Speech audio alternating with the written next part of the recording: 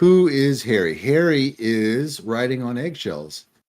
And today is, oh man, is it like the 6th or 7th version of Sage on Stage? I don't know. It's the next Sage on Stage. Welcome. We are live on YouTube.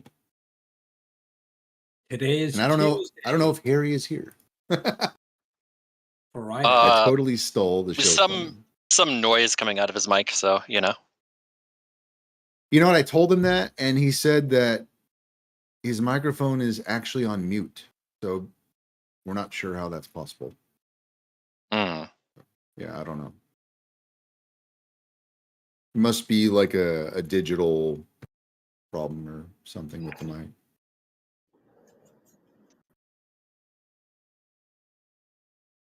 Yeah, I can either argue for or against the mid-century Germans, depending on, you know, who's there to be the opposition. All right, here we go. All righty. All right, I've gone ahead and started the stream. Eggs, feel free to start when you're ready. I'm going to go ahead and put out the announcement. Awesome. All right. Well, welcome all. How's everybody doing this morning? Right. And it's not morning, you upside down Aussie. Well, we can discuss that at length. The American downness of go on. You're either going to argue that American time is the standardized time for everywhere, or it's England. Like nowhere else has priority over what the time is. Well, except maybe the person with a cup of coffee. I couldn't be drinking a coffee if it were evening, therefore it's morning. That is a good point. Sound logic. Thank you. You'd have to concede you. Yeah. So, welcome all. This is Sage on Stage. Let's check that she's working. You there, Sage? Say good day.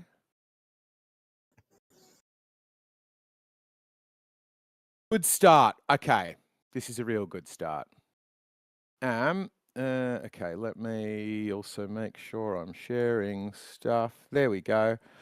So the way what we want to do is have some chats, hopefully have some debates, see if we can get Sage to judge it. So discuss a bit what's been happening in the last week. One that's got my mind that I think would really help with our because it's very bit of conspiracy ideation, is this whole stuff with Lindsey Graham and Mitch McConnell and whether they're doing a I don't fully understand the political machinations, but I don't even know if I said that word right.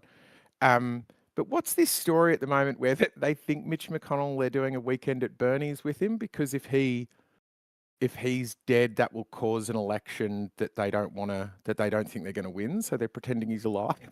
That's like the claim, isn't it?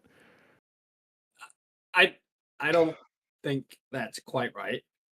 So I don't know what the election status would be, but I think that if he's dead, it triggers there's because he's the Senate majority leader.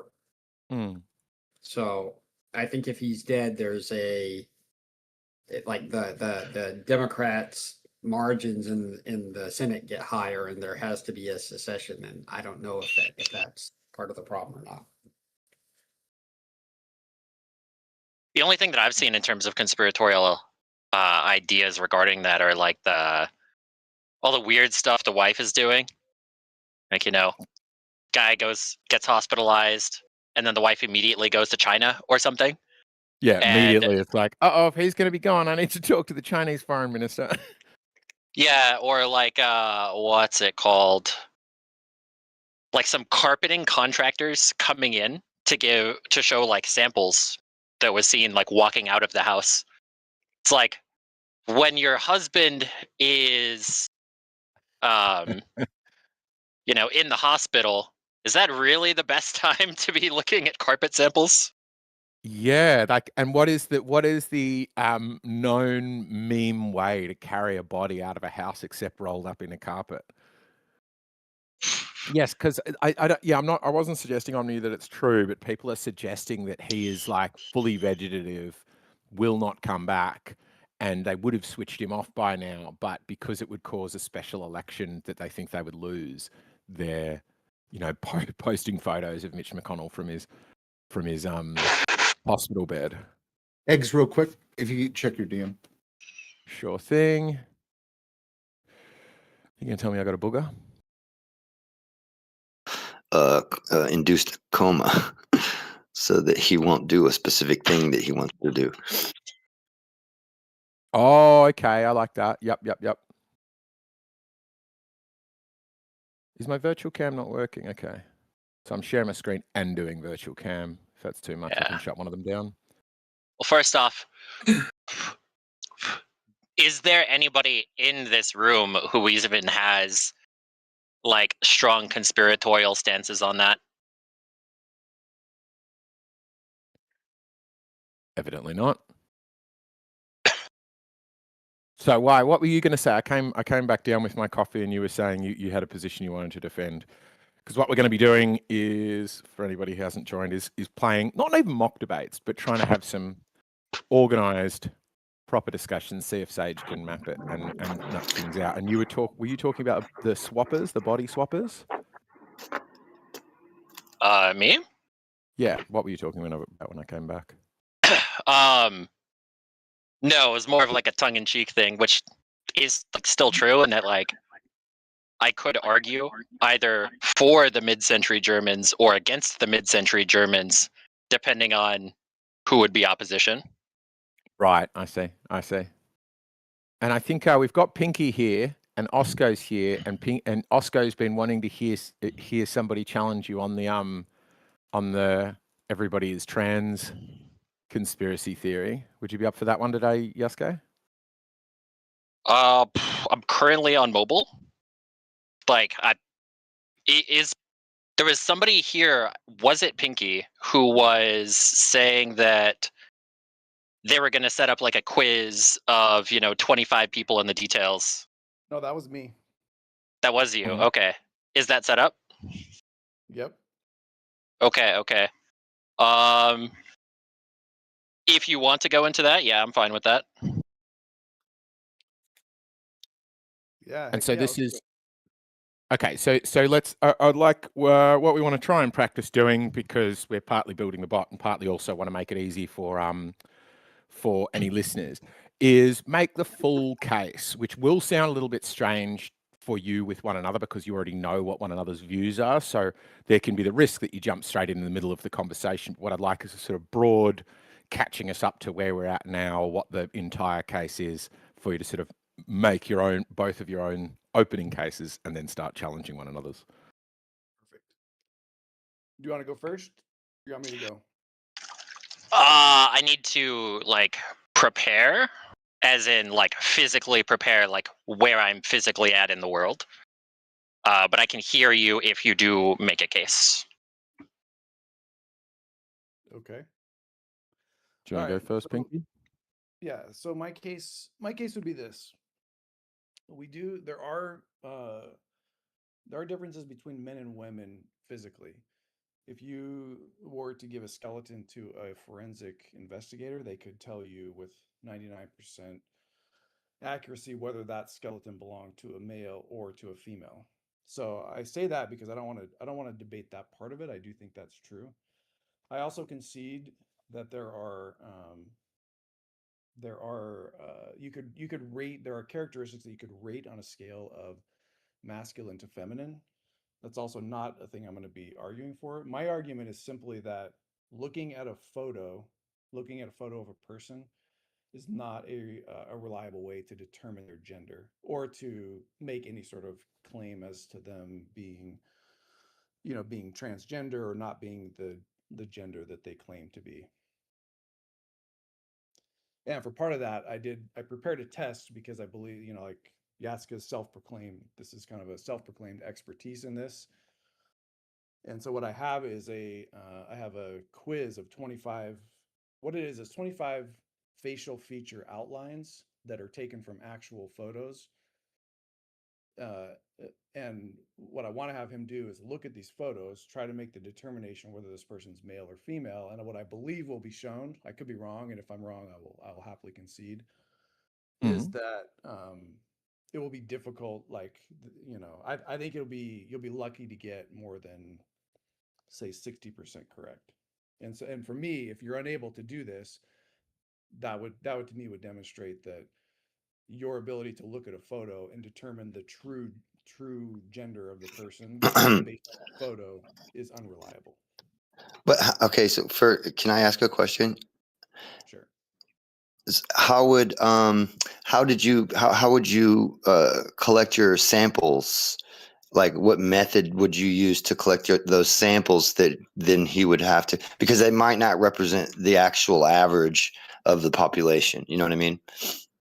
If you Yeah. collected them all from like the lesbian center, or if they're all female faces as a trick, there's so many different things I'm thinking about right now that you could do to somebody to skew, you know what I mean? Like to prove Yeah, to them so that they can't tell, so to speak. there's two things there. One is how do you ensure that the pictures, like if I say this is a man versus a woman, it really is a person that's man or woman, like Right. No, biologically. but I I mean, actually did you use just select them randomly, or are you looking at them and saying, oh, this one looks difficult to tell, I'll pick that one for the selection number. This one looks difficult to tell. You know what I mean? Like, are you doing that? Or are you actually just going, through the yellow pages and collecting names and putting people randomly down? Because I no, believe high percentage of accuracy within just being able to tell if somebody's trans or not with a photo. You might not be near 100%, obviously, but I think there'd be a higher than 50% rate, which would be okay, well, I'm not okay. So to the first question, how did I select them? I just actually used Jessica's method, which is I got prison mugshots of known people incarcerated that were either male or female. I did that specifically because he had said that was a way that he would trust, because I anticipated that would be a problem of like saying, well, is this person really a male, right? As to the second one, this isn't a training data set. I'm not trying to establish like Sorry, it didn't answer my first question. That you almost did, but again, did you eyeball them first and then select them, or just pick names? there's well, I just looked up like prison mugshots, Yeah, but you female, looked and at the photos first, right? So you already skewed the study. I did see the photos, but I Yeah, don't that think skews he the study. I don't If think you it picked does. them I think yourself, that skews. Yeah, well, absolutely, 100%. Does anybody disagree? okay, let me I think you explain. can Let me close this one explain right why I here. don't think it matters. The reason it doesn't matter is the whole point of this is saying is Yasuka's claim that he can look at a photo,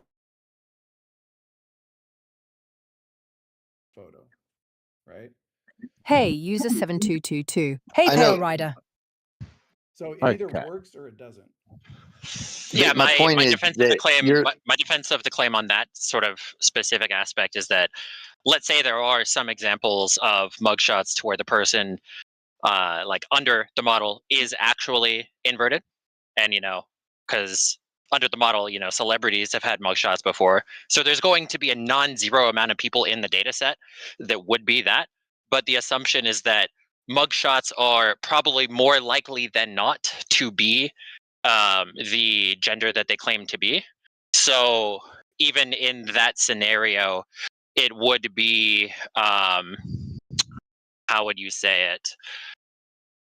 It would still be a point to where even if you accurately said the skulls based on the metrics to the measurement, got it to like 80%.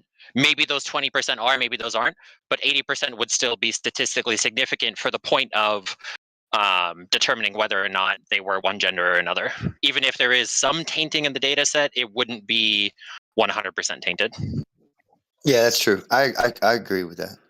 Like, I'm not saying it's a deal breaker so much as it is like a problem with, like, I would rather you just pick the names out of the prisoners instead of looking at them yourself. Because it could be when you're looking at them, there's a subconscious bias to try and find ones that have the softest jaw lines and shit, so you can't tell. And it would make it, because if especially if the outcome for you to win this is to prove that he can't tell, you might subconsciously pick them that way. That's why looking at the pictures to me seems to skew the. No, Go ahead. it doesn't matter. Like you're sort of Okay, conceding. You're does sort to of me, but conceding that's my okay. point. you're kind of conceding my point just by saying that, because you're saying Well, I can pick ones that don't where they that really have are softer jaw lines. they look like a No, here man, and that's going to I already confuse do the concede the point. Like, I'm not the one arguing his point, right? So my point is that yes, of course there are many that you can't see, but also my point, also the larger part of it is there is a larger percentage of them that you can tell by looking at. So there would be, of course, right? There's no absolutes, but there are a larger percentage that you can tell. Like, I could tell that's not a dude. You know, I mean, she wants to be a dude and all that. I could tell that, but that's not a dude over there.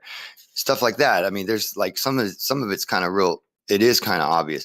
But my point is, the average would be skewed, right? Your percentage rate would be skewed. We already know that it's probably going to be. You both concede you're going to be able to tell some of them, right? And then, but the thing is, well, yeah, you can tell some of them. Of course, you can. You know, the ones with beards and shit. Come on, man. We're not looking at beards. We're looking at what I've done is I have photos, and then I use software that will trace the outlines of the face. All you're going to be making the judgment from is you're going to see a face. You're going to see placement of eyes, nose, mouth. Well, that's a 2D. Yeah, we usually use 3D. Hold on, dude. Let me finish. You're going to see all that, and then you're going to make the determination from that. Then you'll see the photo afterwards. I wanna say something about this. So even the photo is difficult. And there's going to be a lot of cases in real life where there's no doubt, right, about what gender it is. If you see Shaquille O'Neal, for example, you know, it's going to be very hard pressed to say that that person is a female. Well, in the right light with one photo, but if it's moving, you can see. Oh no, just let me Let's just get to the thing. Do we have to keep going over this? Let's get to the photo review. Oh yeah, I forgot we're doing the thing. Sorry. Anyway, yeah, the idea is that there's going to be cases where either the scientific method works or it doesn't, and those cases are necessarily going to be ones where it's not as completely obvious as you would think. So it's not about how well you can tell this in the general population. It's whether or not you can properly distinguish it in edge cases. Yeah. So let's rather than I want to do the peanut gallery afterwards now. So are you ready, Yasuke? One of these months now, you're going to be ready to have this discussion that we've been talking about for months. Will you find some time in your busy schedule? Yeah, I can make a general introduction, and then we can go into the thing. Fantastic. All right. Yeah. So boldly state what your case is, and we'll leave the floor for Yasuke and Pinky. Yep. So I'll state the case. I'm not prepared in terms of like visual aids, so I'll simply just describe things. The premise is that specifically with what we're talking about is whether or not you can tell somebody's gender based off of their skull. This isn't the overarching full paradigm of looking at every single particular trait in terms of, you know, if you could look at a hip x-ray, that would, in archaeology, you know, it's very simple to understand the difference between a male hip and a female hip, in that it doesn't really require much larger understanding to do that. But the problem is that we don't have female hip x-rays. So,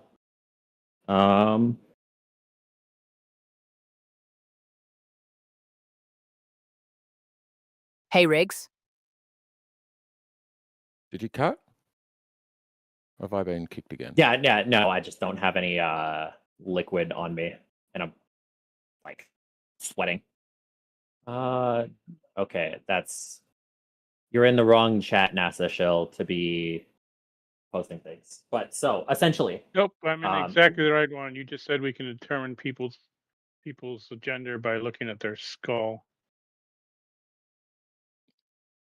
So we're doing intros right now, but the point is that like chat for this Sage thing is in the Coliseum chat, not in the general chat. That's what I was referencing. Yeah, side chat for the Coliseum. Yes. So the premise is whether or not the differences in skeletal features between men and women can be determined through looking at the hard tissue of the skeleton through the soft tissue of the skin, because you obviously cannot actually literally see the skeleton. Everybody agrees that you cannot actually see the skeleton. So the question is whether or not the skeletal differences can be discerned through the skin, as in you can see what the skin is laying on to. An example would be something like brow ridges, is that it's fairly uncontroversial to say that men tend to have more pronounced brow ridges. Like if you were to try to envision the most masculine face possible, it would have a very pronounced brow ridge, whereas women tend to have. We're doing an intro right now. Preston, you might be hot mic. Oh, I'm sorry. It's all good. So a brow ridge would be an example of a feature that is much more in line with a male skull, and women tend to have more sloping, flat foreheads. So this would be an example of, on aggregate, you would see that if you sampled a random population, whether it's 100 to 0, 90, 10, whatever, you can argue whether or not there are different percentages in terms of there might be some men who don't have pronounced brow ridges and some women who might have slightly pronounced brow ridges. But that is not the question on averages. And so if you take a trait like that, or the concept of like how large the face is overall on the face, in terms of the think about making like a triangle between the eyes and the bottom of the top of the palate. So basically where the top lip is. If you were to make that triangle on males, the argument would be that those features would be more blown up, and on women, they would be more compact. Women tend to have more compact faces. They tend to have lower brow, less pronounced or no brow ridge. The angle of their jaw is more sloped, whereas men tend to have more horizontal, parallel with the ground jawlines, and many other markers that would be present. And the overall premise is that these are things that are present in the skeleton that can be shown through the skin. And when you're looking at averages on the aggregate, you can very reliably tell whether or not somebody is male or female simply based off of these skeleton markers. This is a point that I always kind of bring up in terms of whenever somebody is being introduced to this idea, is just go out in public and just look at people. I would use this for overall a bunch of different markers, but you can just look at faces and see noticeable trends that, hey, women that I see in real life tend to have more sloped jawlines. Women tend to have less brow ridges. Their foreheads are more flat. And then most men that I see are have much more mountainous features on their forehead. And there'd be, concepts that, it's relating to like soyification of society, that people are less, more androgenized than they were before.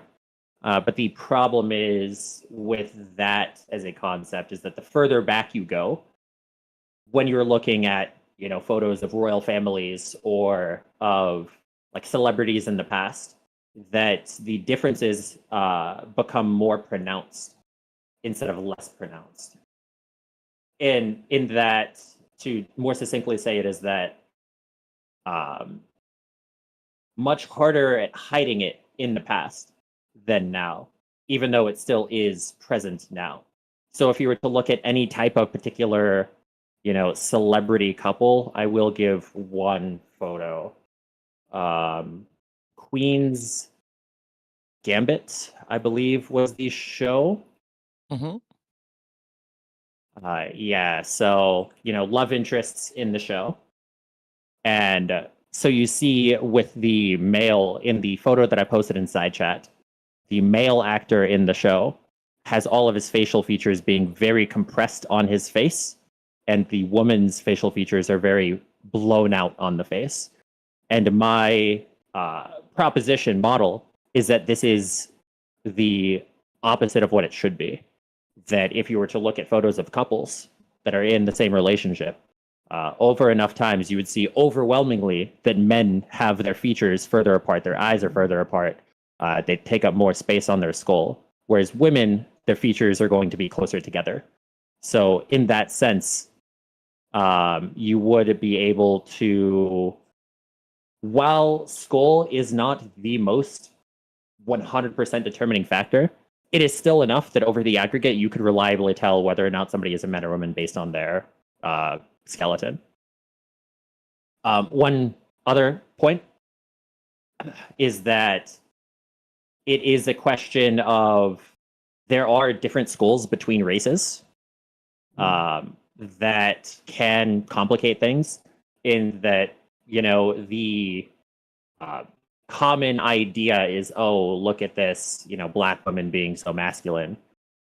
But like, there just are differences to where when you compare a black woman to a black man, like the differences are not there. Whereas, an example, if you were to look at like hips, this is necessarily related to skulls, but if you look at relationship to hips, women of Asiatic origin tend to have more narrow hips, but that doesn't change the markers in terms of insertion points, because it's not necessarily strictly about having wide hips or narrow hips.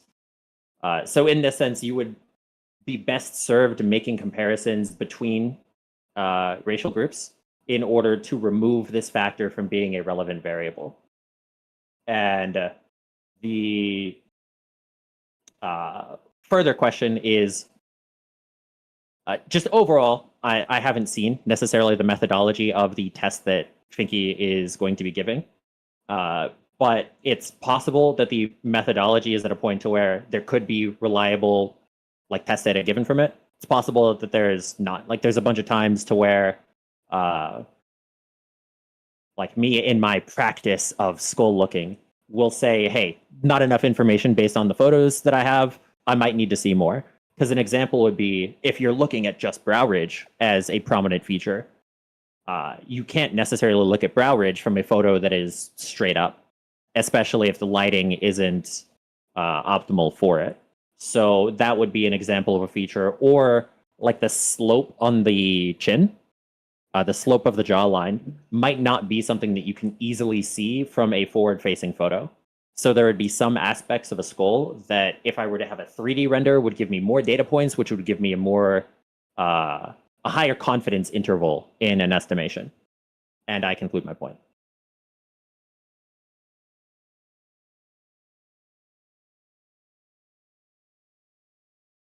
Pinky.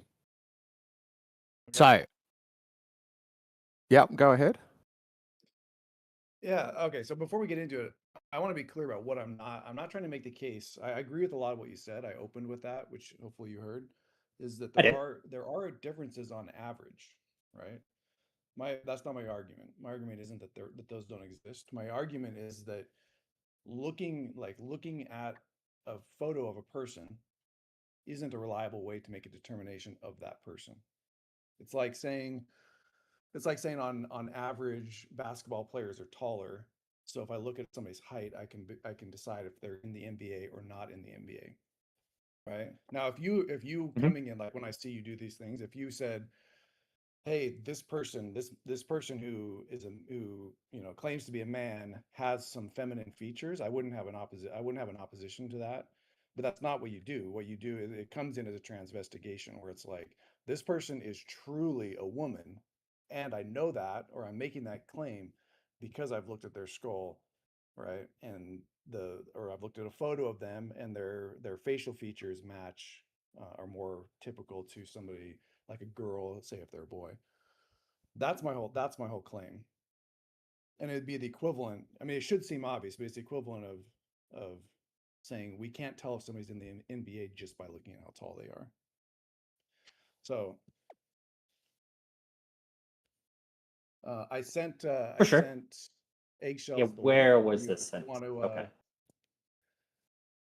Go through it? People can make the guesses as we go along if you want, but.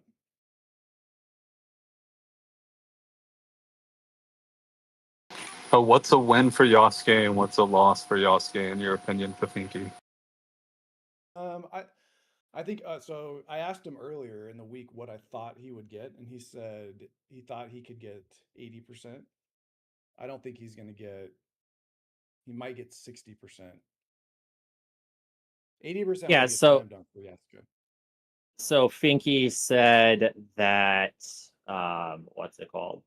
When doing the test with other people, nobody really got anywhere outside of like, 45, 55, some level of what would be close to like random chance given the sample size.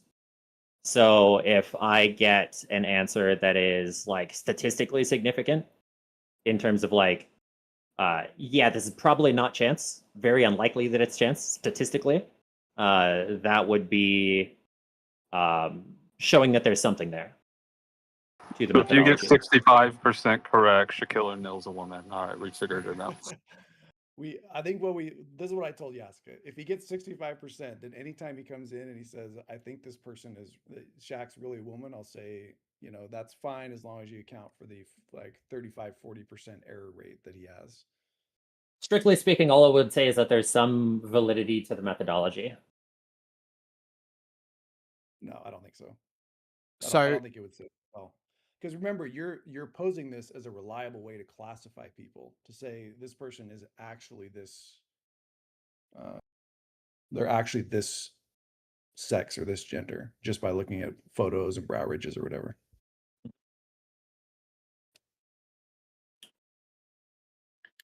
So eggshells, I don't know if you want, I mean, I could probably share. Yep. So I've window got might be- your thing open. I've just been having a nightmare this morning. My computer is shitting its pants. So we've got there sharing on my screen you've made it quite cool. It's like a face guessing game, right? Is it full? I'm loading it. Oh yeah, there it is. You got it. Yeah, so basically the way it works, he says a guess, you click whichever button he says, and then after you do it, it'll show the picture, and then move on to the next one. Yeah, I do want to see like examples of the methodology in terms of like if it would have been possible to have like a couple examples of showing, what is this versus what is the how do I say it? Like, what is the thing that is guessed versus what is it actually basing it off of?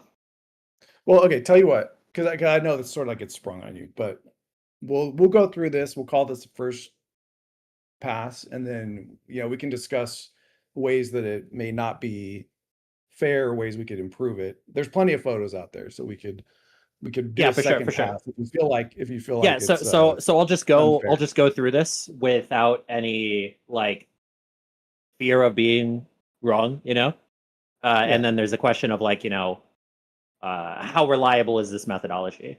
Because obviously this doesn't have like brow ridge, and I don't know how to necessarily discern the like jawline here because there's no 3D depth to it. Is that I actually have no way of telling whether or not this jawline is sloped or not. Like it's actually just impossible for me to tell in a sense. Okay, but like when you're looking at a photo, you don't typically get brow ridge either, right? You said that earlier. You need a 3D scan. So I'm focusing on this, and the reason I'm focusing on this is because this was when we talked before. This was the first thing you brought up. You showed the like pictures of the cartoons of the faces and said this is a man, this is a woman. So this is kind of like my answer of saying, okay, well, if you think that's a reliable way, here's a method that you should be able to follow to determine, who's a man, who's a woman. My point is that, or I did say that there were a bunch of photos where you could see that, there's a discernible brow ridge. It's simply based off of like lighting. Whether or not lighting can actually show any differentiation. Like you could take an overhead light of yourself and look in the mirror and, nod back and forth a little bit and see that there is a discernible brow ridge. Okay. All right. Yeah, so we're just getting into like questions of the methodology, but we'll strictly go off of what we have right now. At least what this will tell us is placement, size of face, because you said the amount the face occupies, the amount the eyes, nose, and mouth occupies on the totality of the face. I mean, I do think you can tell at least somewhat of the jawline. It's not as good, but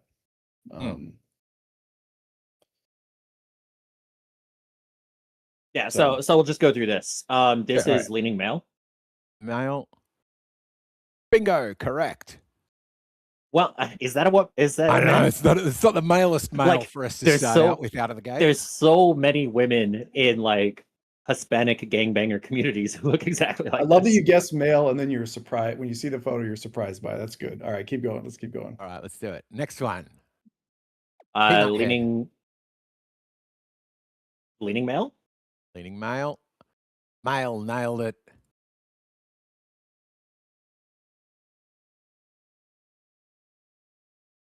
Leaning male. Right, so this is leaning male. For those not able to see, we are doing Pinky's made. I guess you've made this with AI, something that just randomly gets photos and mugshots and stuff. And vibe. Pretty clever idea. It's drawing circles around the eyes. I might actually need to get Riggs to come in here.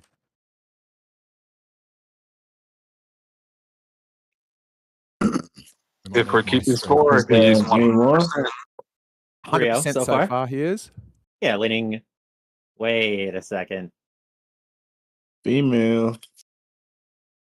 Hey, no help. Yeah. I'm just gonna give my first what's it called? My first instant answer, not having to think about it too hard. Yeah, we'll go female. Female. Nice. Good work. 100%. He's 4 for 4 female? so far. No, female. You're doing great. You're doing great. Nice. And that is a gangbanger, male. It looks like, not to be too judgy. Male. Nice. Nailing it.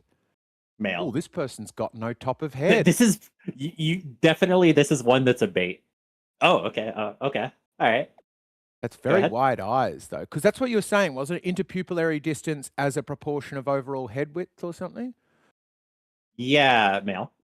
Male, rightio. Uh-oh. Okay. First one wrong. First loss. 88%.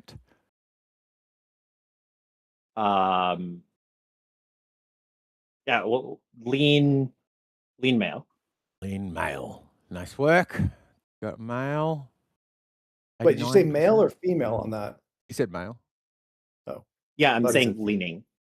Lean male. Oh, I see. Lean male ends up sounding like female. Yep. Another one. Good. Lean male. Nice. And nailed it again. He's on 91%. Dropped only one so far. I don't want to keep on saying lean male. Sure, we'll say lean male.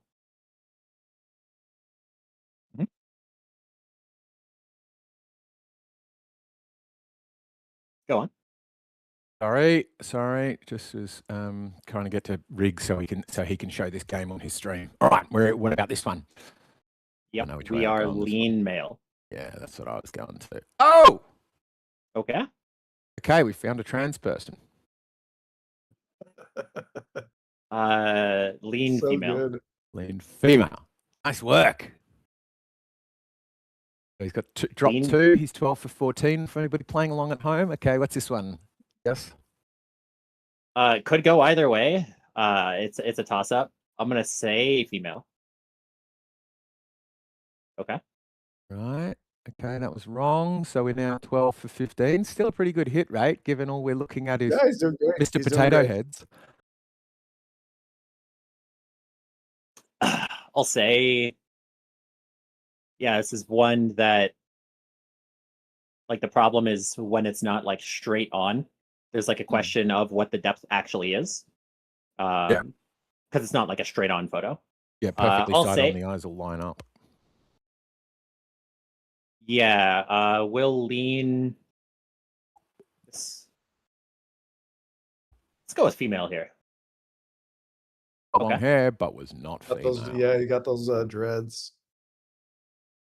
The old round face. Androgynous dinner plate. A lot of round faces in prison, as it turns out. They're fatties. We'll go female. Nice. Correct. I think. Go female. Female again. All right, we're getting some females in the chat. Oh, another fail. Okay. Now we are 13 for 18. That's Oh, the only that's one that I'm not like, am I wrong? Like, it. That's the only one that I'm like, is this person? We'll lean male here. Lean male, gotcha. Squinty eyes. Okay, he's a real tough-looking dude. This is very clearly a very close photo. Yeah. And this goes into one problem that I didn't explicitly say is like focal length is something that can skew details. Right. Because if you put the camera right in front of somebody's face, then you'd be at a position to where it would look like the face is taking up more of the skull simply because of the angle of where the camera is. Whereas if it's further away, then it's going to look less, which is the value of having a consistent distance, or at least being able to take into account focal length. Well, they could be. You can have focal length and you can have a crop. I don't know which one this one is, but for sure. It's also one of those side photos. We'll go male. Nice. How did that even have a chin? Lean female. Yeah, me too. Okay. Yeah, I got that Yeah, wrong. this is an example of a photo to where it's just like the angle plays like so much into it. Because if you if I had like Blender or something open, I could explain how like if you're tilting down, that mimics the same idea of having the more compressed facial features, even though the facial features aren't actually more compressed. Because if you went back into this one, like I think like part of the top of his head was considered part of the skull. you can't go back. We can probably back. pull it up later, but for sure. But yeah, continue. Don't go back or it'll reset. Oh, melted egg face. And we'll go female here. Female melted egg. Oh, she really is melted. Goodness, what crime is she committing? I'm pretty sure that's a female. I think that's a female. This is another one of those. We'll go male here. No, yeah, sure, we'll go male. We'll go male. We'll go male. Uh-oh. Okay. That's the most female yet. Yeah, that is a very female skull. Nice. 70% male, 73 female, 63. Chance equals 50%. Barely better than a coin flip. I think it always says barely better than a coin flip, even if you got like 90%. So you can ignore that. Are these images of female faces verified females? I use the methodology that I said as a way of getting more reliable images of real women online, because my premise is that it's very difficult. So I said that Caged Ladies, which is a website for women in prison, it's essentially a dating app for them to where you can write to them and send them money. So it's primarily getting photos from there. Yeah, which I did use. The problem with those is I found they were like, most of the ones that have weird tilt to them like came from that because they're trying to like pose in them, versus mugshots. Most of the other ones I got from like their death row inmate population. Yes. So they're more like standardized prison, whatever. Yeah, most people don't want to take photos straight on because they have a good side. Everybody intuitively understands that they have a good side.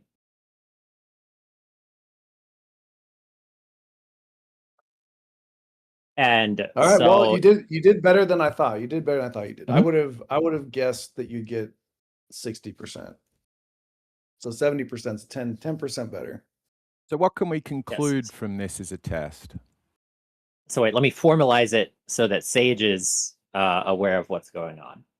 The premise was that it would be largely no better than a coin flip or no better statistically significant in terms of this test of looking at a single photo from straight on with a specific program that removes any other details and only shows the general skull outline, the skull and the mouth. And I had to judge it based off of those in a purely stick figure like detail. And the premise was that I would get maybe 55%, and that 65% or higher would be a good marker to where, it's not completely, BSing. Whereas I, in totality, got 70%. And it should be noted that I think every single one you missed was one of those weird sideways photos. Yeah, like that guy where he's looking down. That's a prototypically demure, feminine kind of snapshot of somebody. Yeah, it's not about where, like, if that's generally a female way of taking a photo. It's that the problem is that the angle makes it mimic the idea of the eyes and the mouth being closer than they actually are because of the angle that it's taken. So I'm going to be more greedy than the 70%, is that, like, there's one that was honest that I got wrong, and I'm pretty sure that person actually just is trans. So this is where we got back to the question of how do we select a sample to compare to?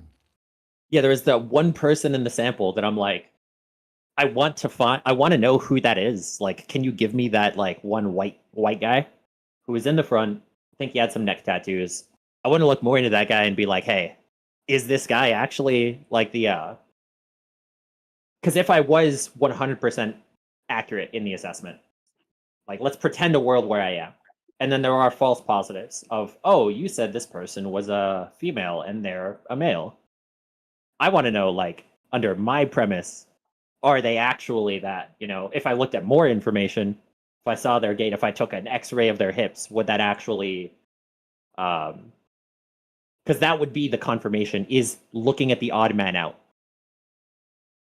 And my premise is that however you selected this seems to be pretty reliable, except for that one odd man out. I'm not sure about that one odd man out.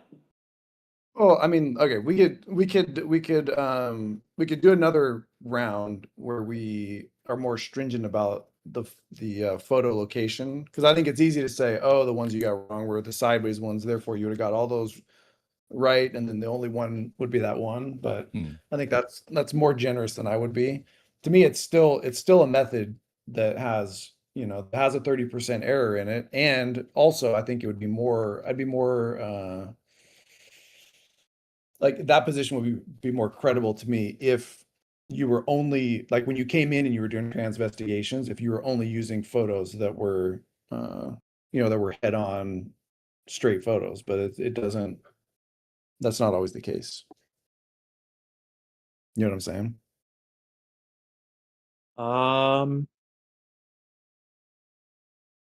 In other words, if the side view throws it off, where you struggle to identify the features, then you shouldn't ever use a side view when you're doing a transvestigation, because you're less. Yeah, no, my premise wasn't that a side view is bad. My premise is that a side view with this specific methodology is bad.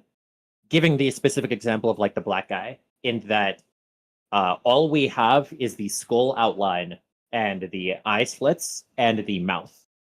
Whereas if you pretend that right in front of you there's a photo being taken of you, there's going to be a triangle of where your mouth and your eyes are right now. And then if you look down, that triangle is going to appear to compress. It's not actually compressing. That part. Yeah, my point is that, like, I understand that part. I concede that part. What I'm saying is that is going to factor in when you're looking at a photo, right? Yeah. And the point is that when you have an actual photo, you can see that it's tilted, whereas in this methodology, you cannot see that it is tilted. And so, like, well, I mean, that would be like, detail, some or, of like, them you focal... said on that one, you're saying you had there's no sense that was tilted. Yes, you could see a little bit of, like, side to side tilt, but there was no inclination on the black guy photo that his head was tilting down. Like, I had no way of telling that his head was tilting downwards. I have the curse of knowledge because I've seen the picture, but it feels, I don't know. Do you have? Let me see if I can find it. Yeah. So what's the core question here, I think, is can you have a model that determines truth when it comes to gender if any given person we're looking at, their gender could be called into question? How do we know what we're comparing something to? Is that kind of where we're at in terms of what the... I don't think so, because I think, like I said before, I've conceded that there's average, but just saying that a person strays from the average or the expected stereotype for masculine wouldn't be enough to say this person is trans. It would just be enough to say this person strays from the average. Yeah. My kind of not necessarily counterpoint, but like an additional point to consider is that like under this model, right? You take the most butch lesbians and you take the most effeminate soy boy males, and like this is just a statement that currently is without evidence, but I will just say that in my experience, they still fit the model. In that the most soy man still has a male skull for the pretense of this idea, and then a butch female still has a female skull. Well, that's not. I think that's sort of like it's like a bit of a Mott and Bailey, because what you're saying is you're going back to skull. But that's not, we're not discussing skull, we're discussing photos of people's faces. You know what I mean? For sure, for sure. And then the photos of Like, for people's example, faces are the guy, proxy. so the guy the one guy in the photo with a neck tattoo, you're like, I want to look more into that person. It was odd to me that you didn't just say, oh, that's a person that's far away from the average of masculinity.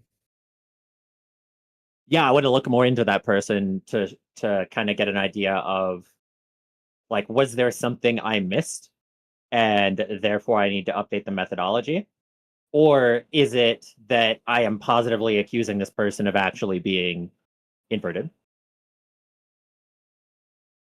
Yeah, but like when we were talking about this earlier in the week, you said, well, you could look at their parents and see if their parents have like if they're a boy, maybe their dad has more feminine features, and then you'd be like, oh, that's why that's the case, right? And to me, that basically what it's a concession that says that like people not matching these stereotypes, it can be genetic, it can be passed down, and that you would have to look at the parents in order to really make the determination. Well, it's right? That under the model, under the premise is that there's never people that are covertly an individual that is inverted. So in this sense, if one family member is like, one individual person is like, hey, I'm not exactly sure or whatever, then once you look at the aggregate of their entire family, then under the model of every family either being fully legit or fully not legit, then you're getting more data points in more examples to where you can also see the discrepancies between, men and women in the same family. Right. I just wonder why that wasn't the first place you went with this guy saying, oh, I would like to see his family. You went straight to, I think my first suspicion is that this guy is in a male prison and he's actually a woman trans. No, yeah, I want to know who he is. And then if he's, somebody who's famous on death row, then I can do investigation into like who his family is, if that's publicly available information.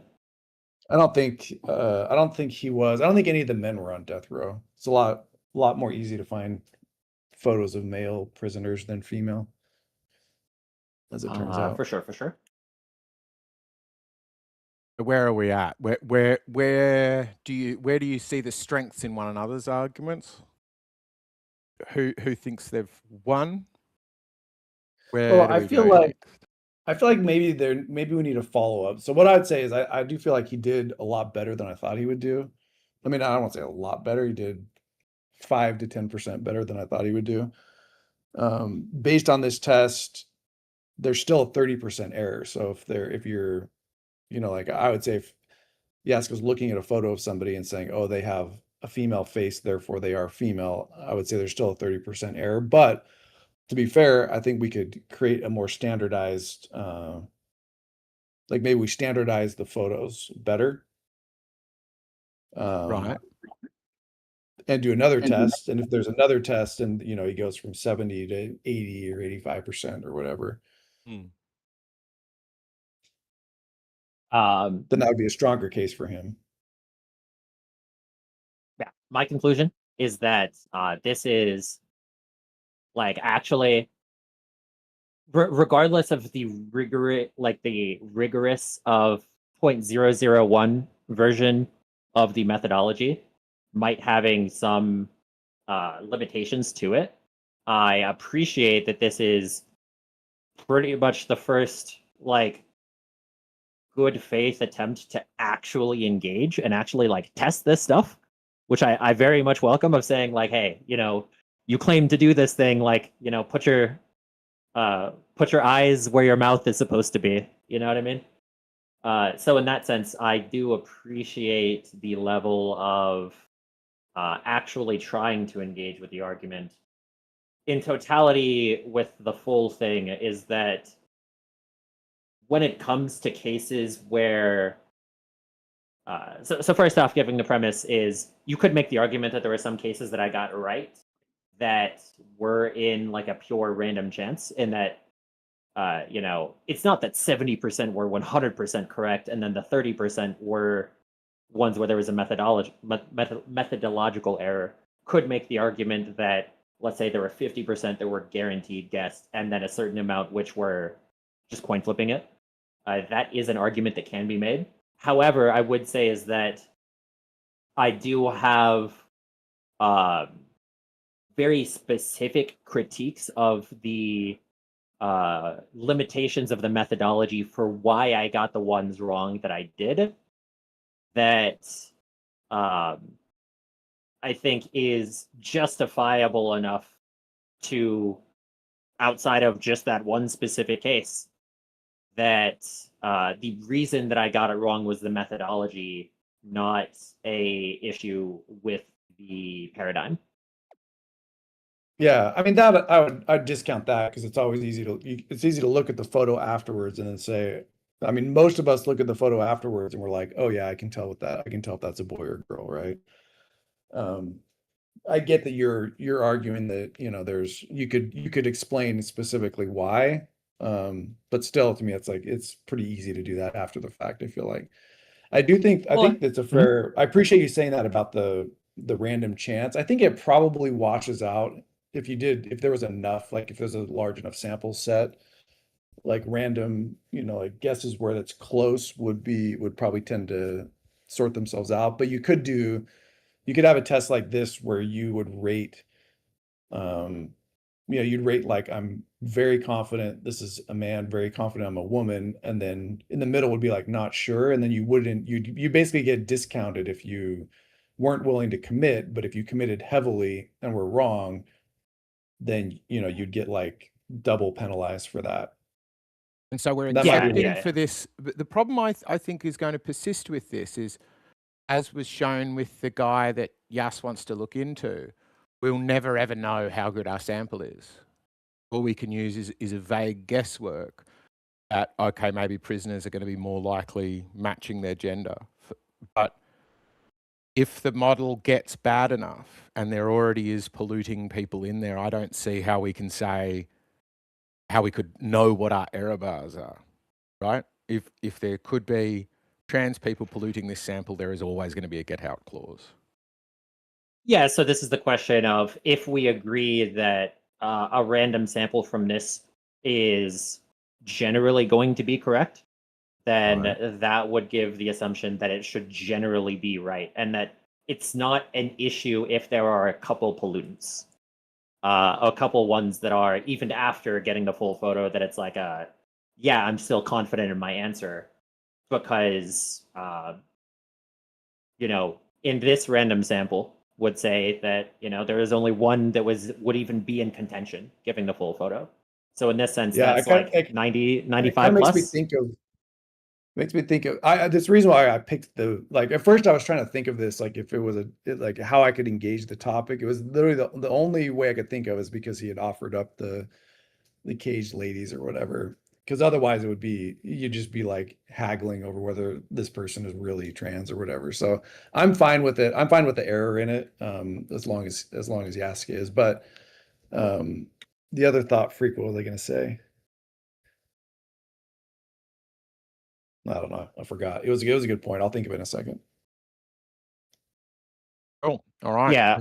One thing that I would say in terms of what would strictly be like the best methodology, right, is going to some completely random high school, right?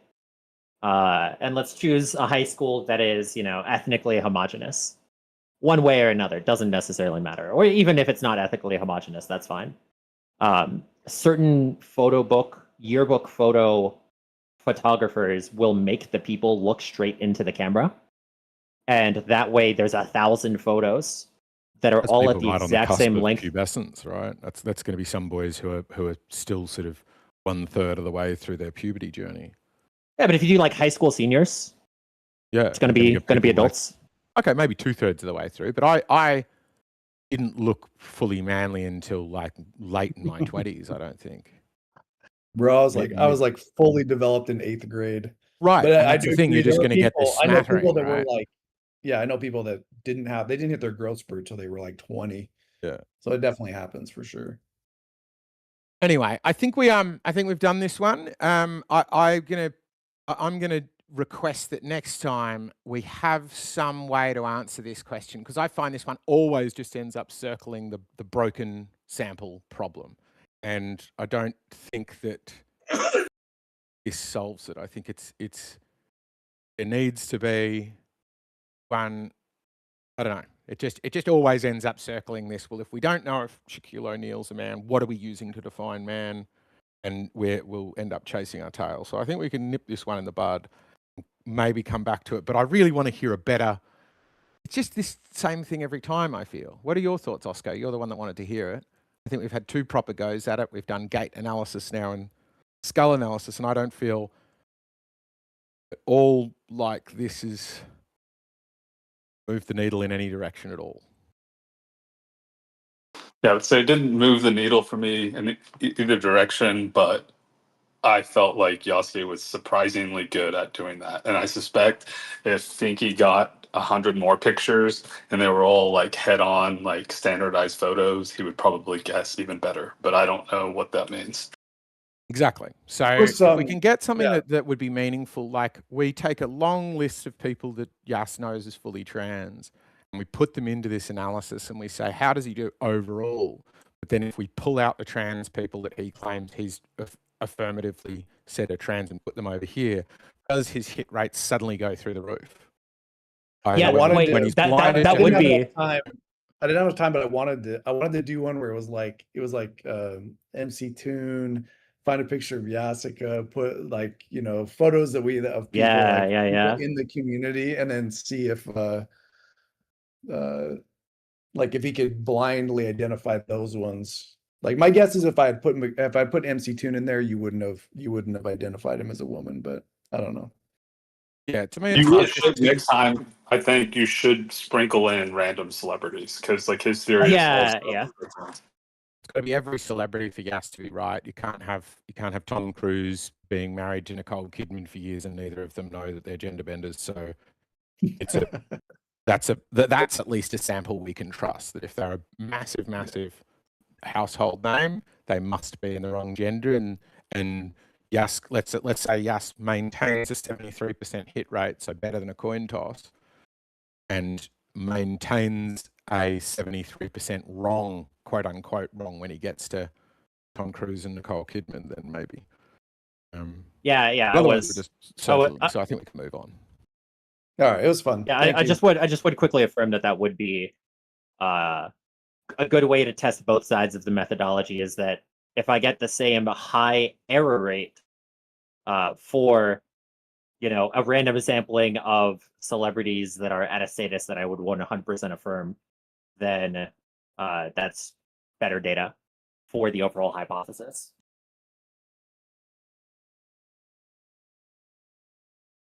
Cool. So what else is happening in the world? Oh, and that was also right. Omni, you had one that you wanted to present and defend. Rixie might take you on it. We could do it. I mean, my thesis is that conspiratorial ideation makes it harder to get to the truth than easier. Say that again. Sorry, that's interesting. What make it harder to get to ideation? Basically, holding the position that the mainstream story is almost always deceptive, and that there are nefarious actors behind the scenes manipulating things, makes it harder to arrive at truth rather than Right, I see. Yes, I've argued similar before, where I say it's like, speaking of Tom Cruise, it's like the Mission Impossible movies, where they've got a face printing machine, and what that tells you is, the moment I'm watching a Mission Impossible movie, I should never be very confident about what has happened, even if I've seen it with my own eyes, because I might see the bad guy sort of shoot his henchman, and that might have been the bad guy shooting his henchman, but it could have been any other character pretending to be the bad guy shooting his henchman. So I should become doubtful of any conclusion. I shouldn't be. Is that the kind of where you're going with it? Have you got an excuse for the Mockingbird media clips that we find them always repeating one another's statements? Do you think that just happens in what, a vacuum or something? Happens accidentally? I'm not sure what you're talking about, so. It's the Mockingbird media clips. You haven't seen the Mockingbird media clip where they're all saying that this is a danger to our democracy? You've got like syndicated, are they syndicated? I don't know if technically that's the right term, but all these independent news branches said to be, you've probably got something on the order of about 30 clips where they all have their own slightly different intonation because they're independent. Well, they're different news presenters, but they're literally reading out the exact same thing, saying that this is an extreme danger to our democracy. Yes, I know the one you're talking about. It's like a bunch of, it's like WSNBC Orlando and KNTQZ Houston, and like millions of these different regional channels that all fall under one umbrella make this statement about the importance of like independent media and free speech or something. But they all read it out word for word, so it becomes amusingly like it's self-contradictory. That's the one you're talking about, right? I don't know specifically what that is. I haven't seen the clip, but I don't think it's, literally Mockingbird. I don't think the CIA is behind it. And, I could definitely believe that, because these are regional areas that are controlled by corporate headquarters, that corporate headquarters agreed to send out, this message. I mean, that's entirely possible. Like, all of these companies advertise Pepsi products or whatever. Tune into well, that's another problem, but yeah, tune into what's it, Eggshells I'm looking. live stream.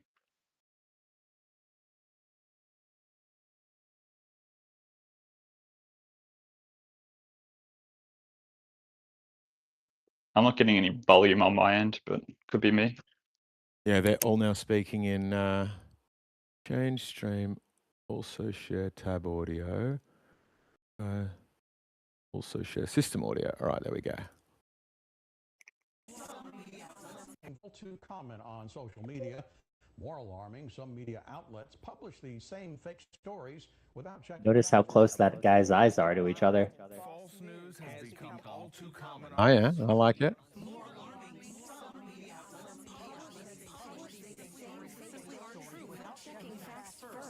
Unfortunately, some members of the media use their platforms to push their own personal bias and agenda to control exactly what people think, and this is extremely dangerous to our democracy.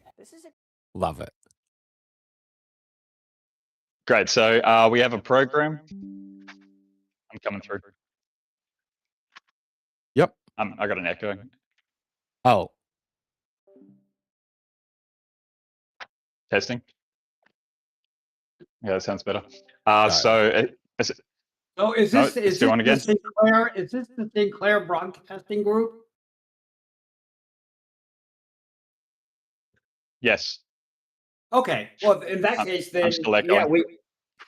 then we know what it is. This is not surprising. So Sinclair Broadcast Group is a top-down, very powerful. They very tightly control what their anchors can say, and they force them to read the same thing. They are a private company. They are generally right-wing, and they enforce the reading of on-air scripts. So that would be my story for that. And I don't think it's controversial. I believe this is well understood. Googling it. Okay, so basically you have independent news outlets.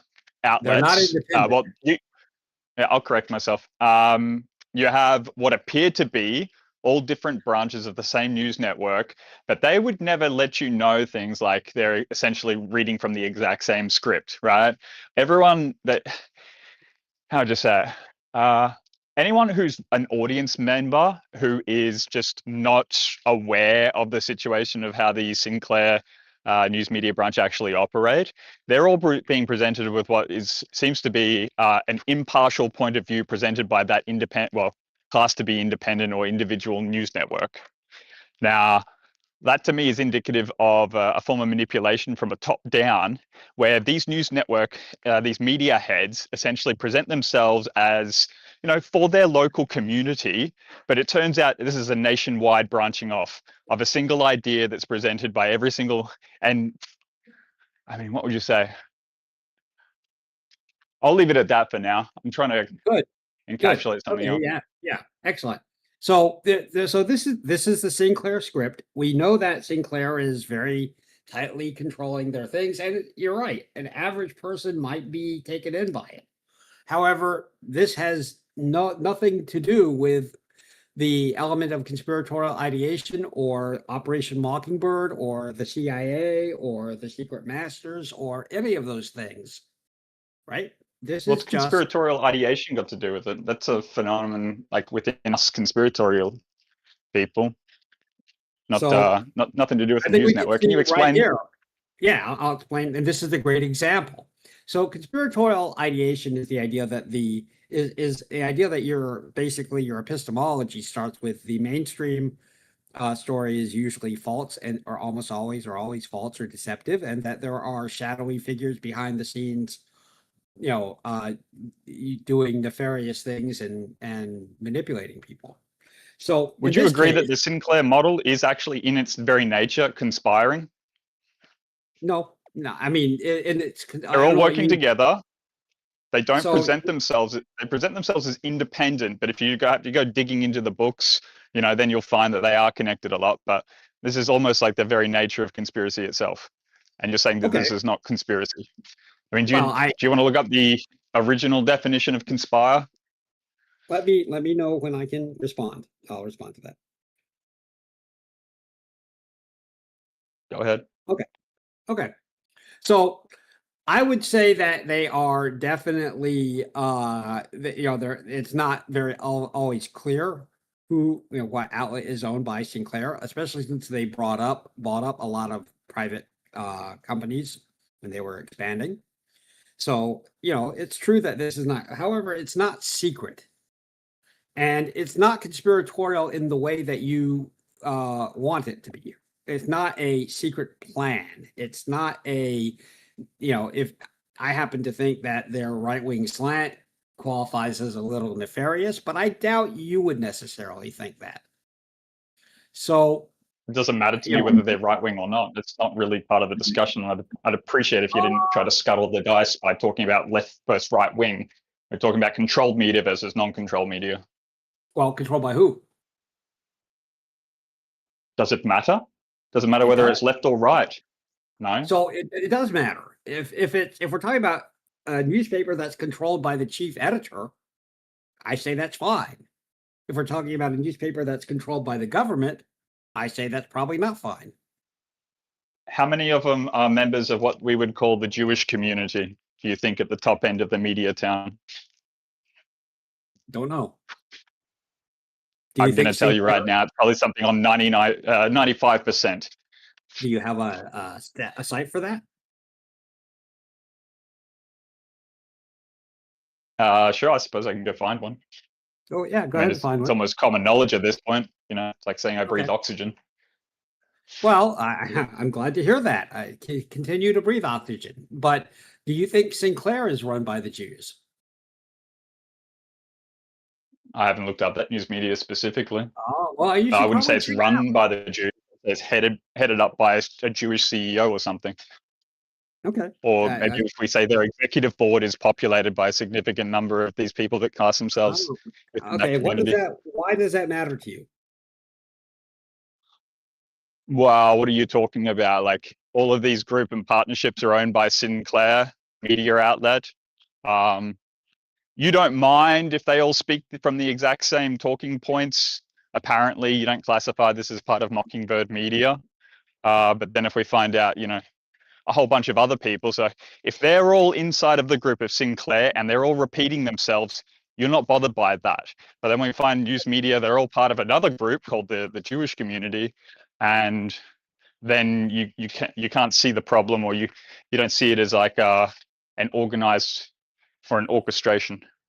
Let me know when I can respond. Can I respond to that now? So first off, none of this is Mockingbird media, right? That term that you're using has the idea of a CIA conspiracy baked into it. So if we think Sinclair is being a bit underhanded here, I don't know what you would consider about a person who's, you know, trying to use decidedly slanted language baked into their very thesis. So, you know, I question that. But even more importantly, we're talking about conspiratorial ideation, and that's what we're seeing here. Okay, I've said I think it gets you further from the truth rather than closer. It took me 2 seconds of Googling. It took me 2 seconds of, yeah, this is the topic. It took me 2 seconds of Googling. Conspiratorial ideation is the topic for you. I thought it was about whether the media was controlled or not. No, conspiratorial ideation getting you closer. Someone else to want to like jump in here? Can you let me know what we're actually talking about? I don't think I'm talking about conspiratorial ideation. The opening premise that Omni had was that if you have a, actually, could you remind us what Omni's opening position was? Sure. Serge? Oh, well, you can, Omni.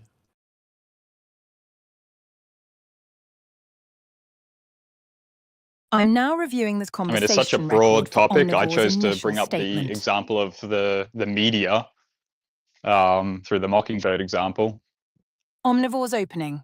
Conspiratorial ideation. Then we're on that Assuming topic. I mainstream mean, narratives are almost suppose we always can go out false to and controlled by conspiratorial hidden ideation, actors, but moves you further from truth, not closer.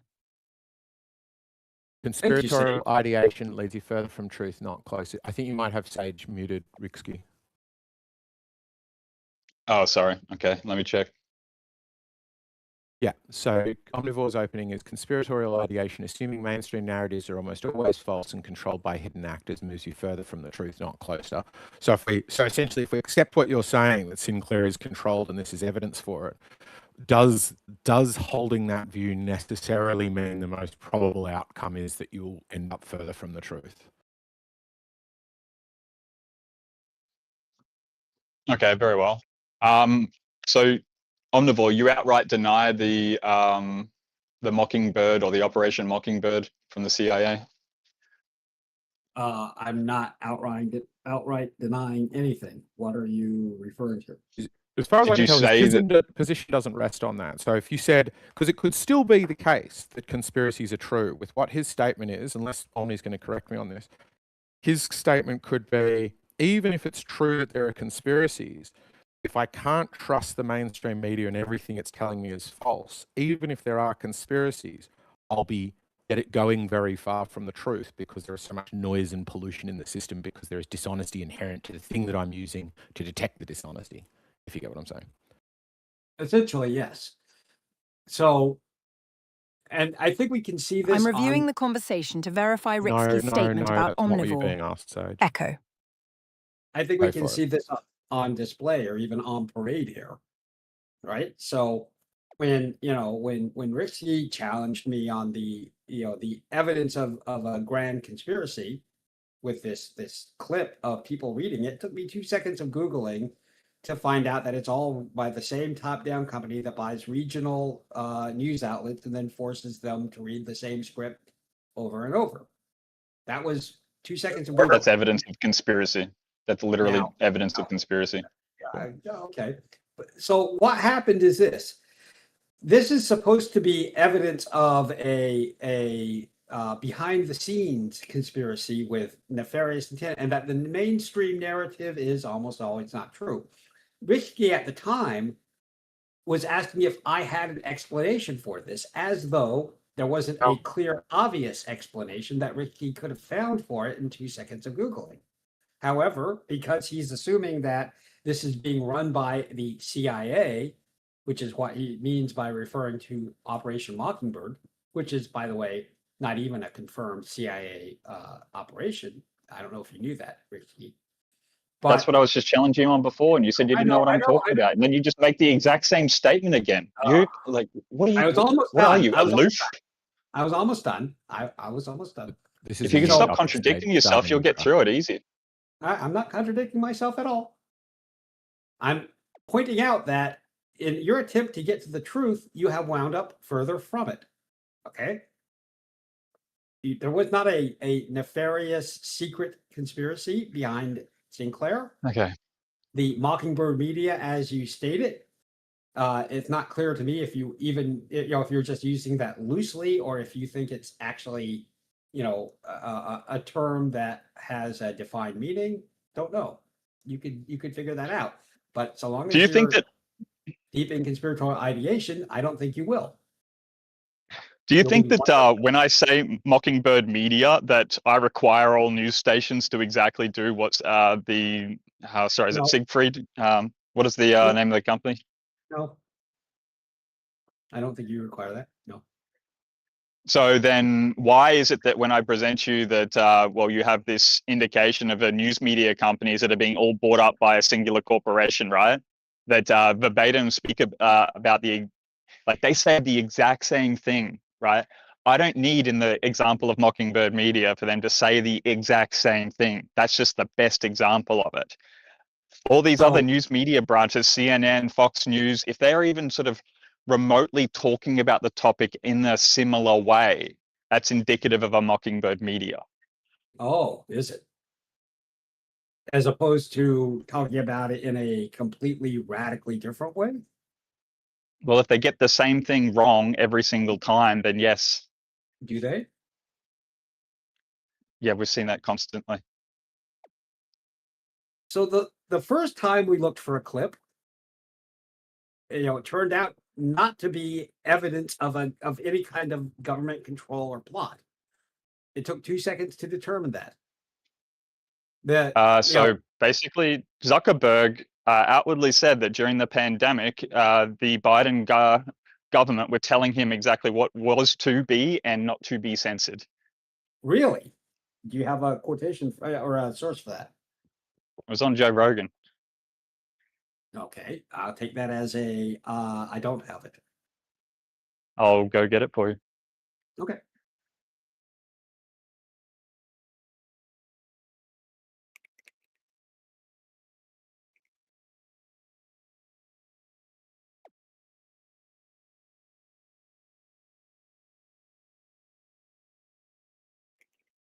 Yeah, I think there's good examples of the government was telling us what the government was telling the media things what they could and couldn't publish during the early, particularly the sort of acute stages of the pandemic. Is that what we're challenging? No, I mean. Yeah. He always wants it's evidence all the time, just to slow down the conversation. So this is an example of why this gets you further from the truth. So, if you say that something happened and somebody else is like, well, I'm not sure, I'm just going to take your word for it. And then, because you believe that, there's nefarious forces conspiring, and, you believe that everything, the mainstream narrative is always deceptive. instead of saying, "Oh well, I can show you how that is," what you get Looping is, back. My God, he's asking for evidence. How dare he? This is almost common knowledge, dude. Okay, so I have a new game then, and it is. There you go. I got the link. Okay. Oh, I just went and got the link, man. Like, I went and shut up because this guy asked for evidence, and there's no point in proceeding. But pretending like you don't know that the government censors the news media is just pretty hilarious, man. For How does the national government- interest, whatever it may be. How does the government censor the news media? How exactly does that work? They tell them what they that you can and don't cannot know. say. Have you just look into Australian politics right now? We're getting wrecked over here. They're basically bringing in laws that dictate that the Australian government and the authorities are allowed to have direct entrance into Facebook. Okay. And So- whether you like it or not, Facebook is the new publishing media. It is the new like broadcast media. I mean, they're basically riding on the coattails of Facebook. Facebook is the internet at this point. It's nice to know that we've given up on Sinclair. I mean, that was a quick running away from that. but- Sinclair's all part of it, dude. Oh, okay. It's all the same. Are they all Jewish? Is Zuckerberg Jewish? Do you know what Mockingbird media means? I do. Well, then it's entailed. Really? Yeah, I don't know. Is tell me about Operation Zuckerberg Mockingbird. Jewish? Tell me about Operation Mockingbird. I'll go look it up. Well, you're the one who's using the term, so you can't tell me about it. Yeah, I just brought it up before, but you said it wasn't a real thing, and so I went and looked it up so I could be more specific. I said it wasn't. You said it wasn't a real thing, dude.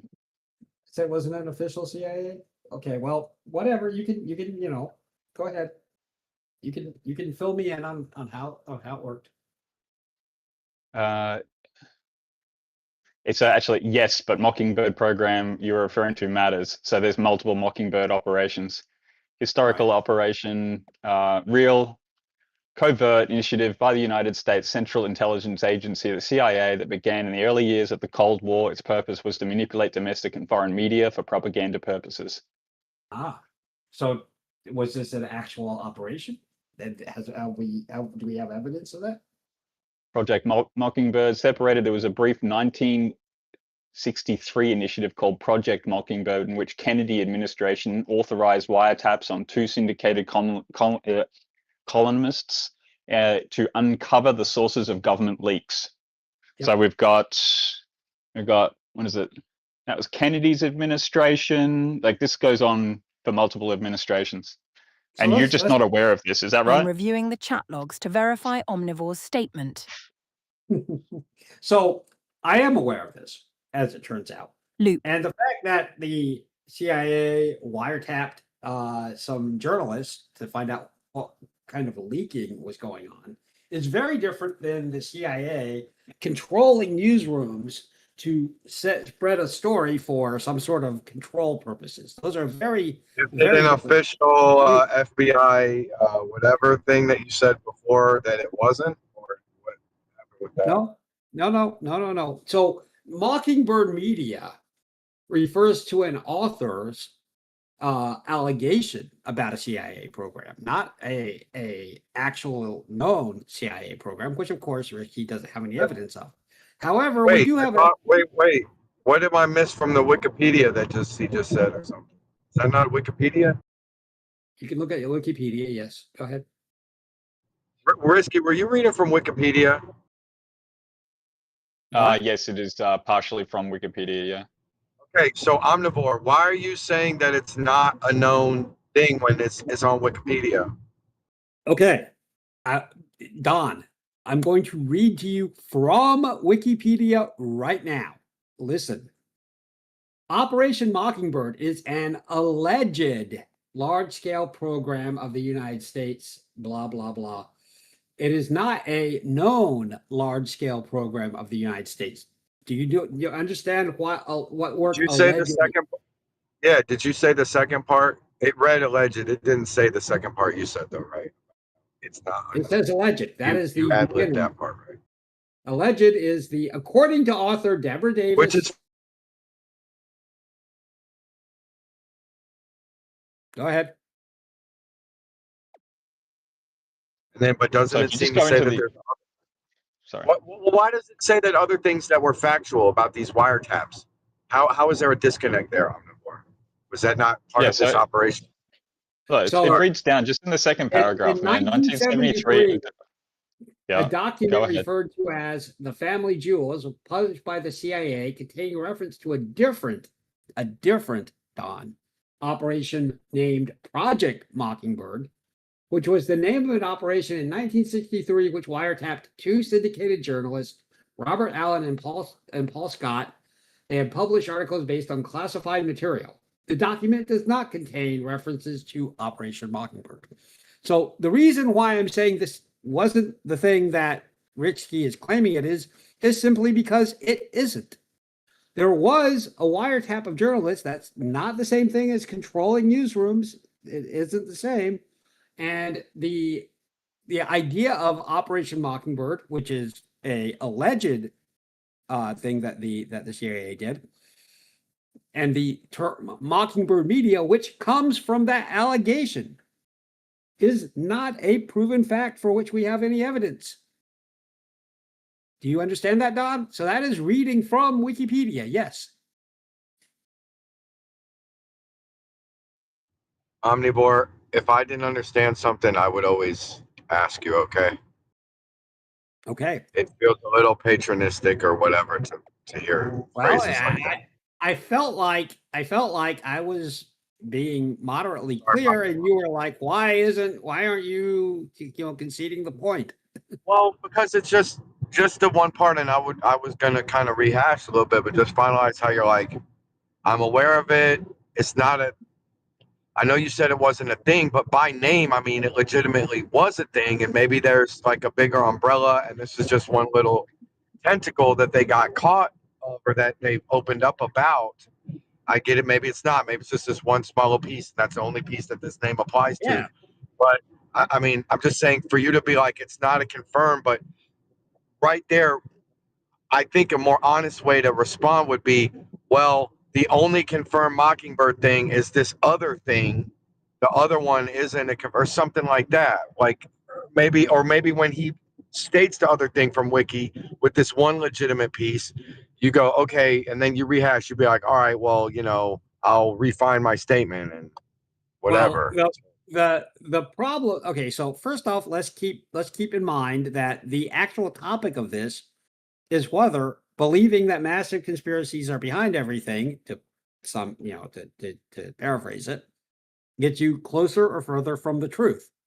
And we've seen instances where, two instances in this discussion, where I was asked to provide evidence, provide an explanation for something that had a very simple and publicly known explanation, which I found with a small amount of Googling. I was asked a yet unanswered or perhaps unanswerable question about whether or not I was concerned about the Jews being involved in this, right? And I was asked about Mockingbird Media, which is not a known. I was asked, if I was denying Mockingbird Media, which is not, in fact, a known action by the CIA to control newsrooms and set narratives and all this stuff.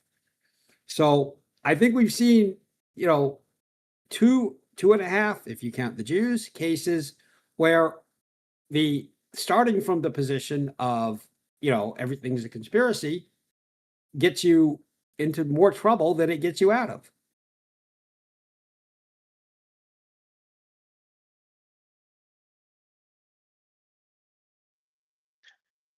So, I mean, what I call conspiracy, you can just say essentially is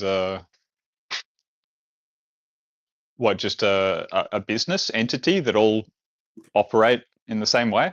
So, I mean, are you just trying to redefine it or something? No, I'm not redefining it. So, do you believe that the mainstream media narrative is almost always false and misleading or deceptive? Yes. Okay. And do you believe that what you saw on Sinclair broadcast is part of that, is evidence for that? Well, I can guarantee you that social media, if left unchecked, is definitely a danger to democracy. So what they're saying is true, right? Maybe. But the fact that they're all just reciting and just working in the same Well- line together. So, and then Mhm. what is it implying? What's on the back of? It's usually some sort of political democratic vote that's coming to the House they want people to agree upon, such that the government can control more of the social media and basically present more censorship. Okay. So I don't think I understand this. So so when we see this, is this evidence that the mainstream narrative is deceptive?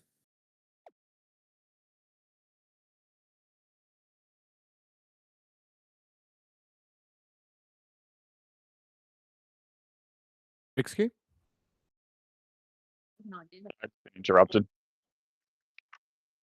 I think you said yes to that. Yeah, you think the mainstream narrative is fairly consistently dishonest, right? Yes.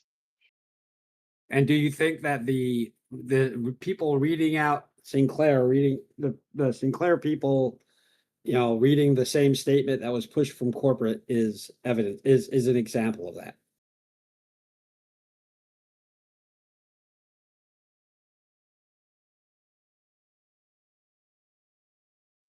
Yeah, sorry, lads. I don't know where we're at the moment.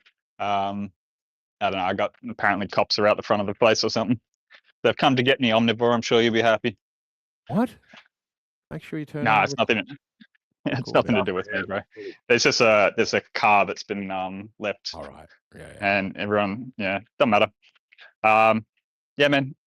Most of the stuff on the news media that we're presented with is some form of confection, either just attention-seeking distraction, or they want you to imagine the world is constructed in a certain way.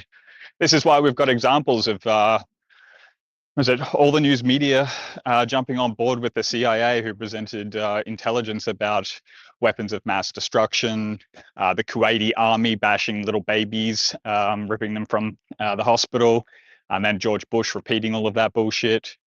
Weapons of mass destruction. Also, what is it? Iran most recently refining. So, I don't know.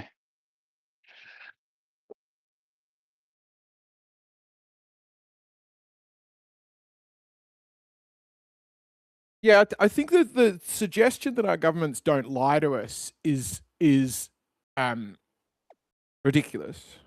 But I think the point, at least to my ears, stands, which is it might be that the government is lying to us, but consistently always thinking the news is wrong won't tell you what truth is. You could still be right that you're being lied to, but the chance that you'd be right about what you're being lied to and in what direction gets lower, right? Because it's where do we meet in the middle? Yeah, well, So- and that's the question: is there even a middle? If the government says the Earth's flat, sorry, if the government says the Earth's a sphere, that doesn't mean there's one other alternative and that it's flat, right? That means anything, right? It could be a sphere. You could be bad at measuring it. It could be a different sized sphere. It could be infinite different things. So if we say, I know they're lying to me, that's how I know we're not on a globe, it gets us precisely nowhere in terms of knowing what the truth is. If Right.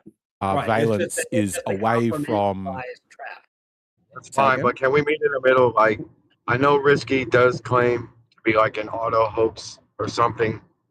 So that's, maybe I'm wrong, but if that's the extreme position, then I'll agree with you guys. Like, okay, sure, maybe it's inefficient and considering both sides. I don't know. Like, if he's saying he's still open and it's just verbiage, he's just like, well, I'll start at that point.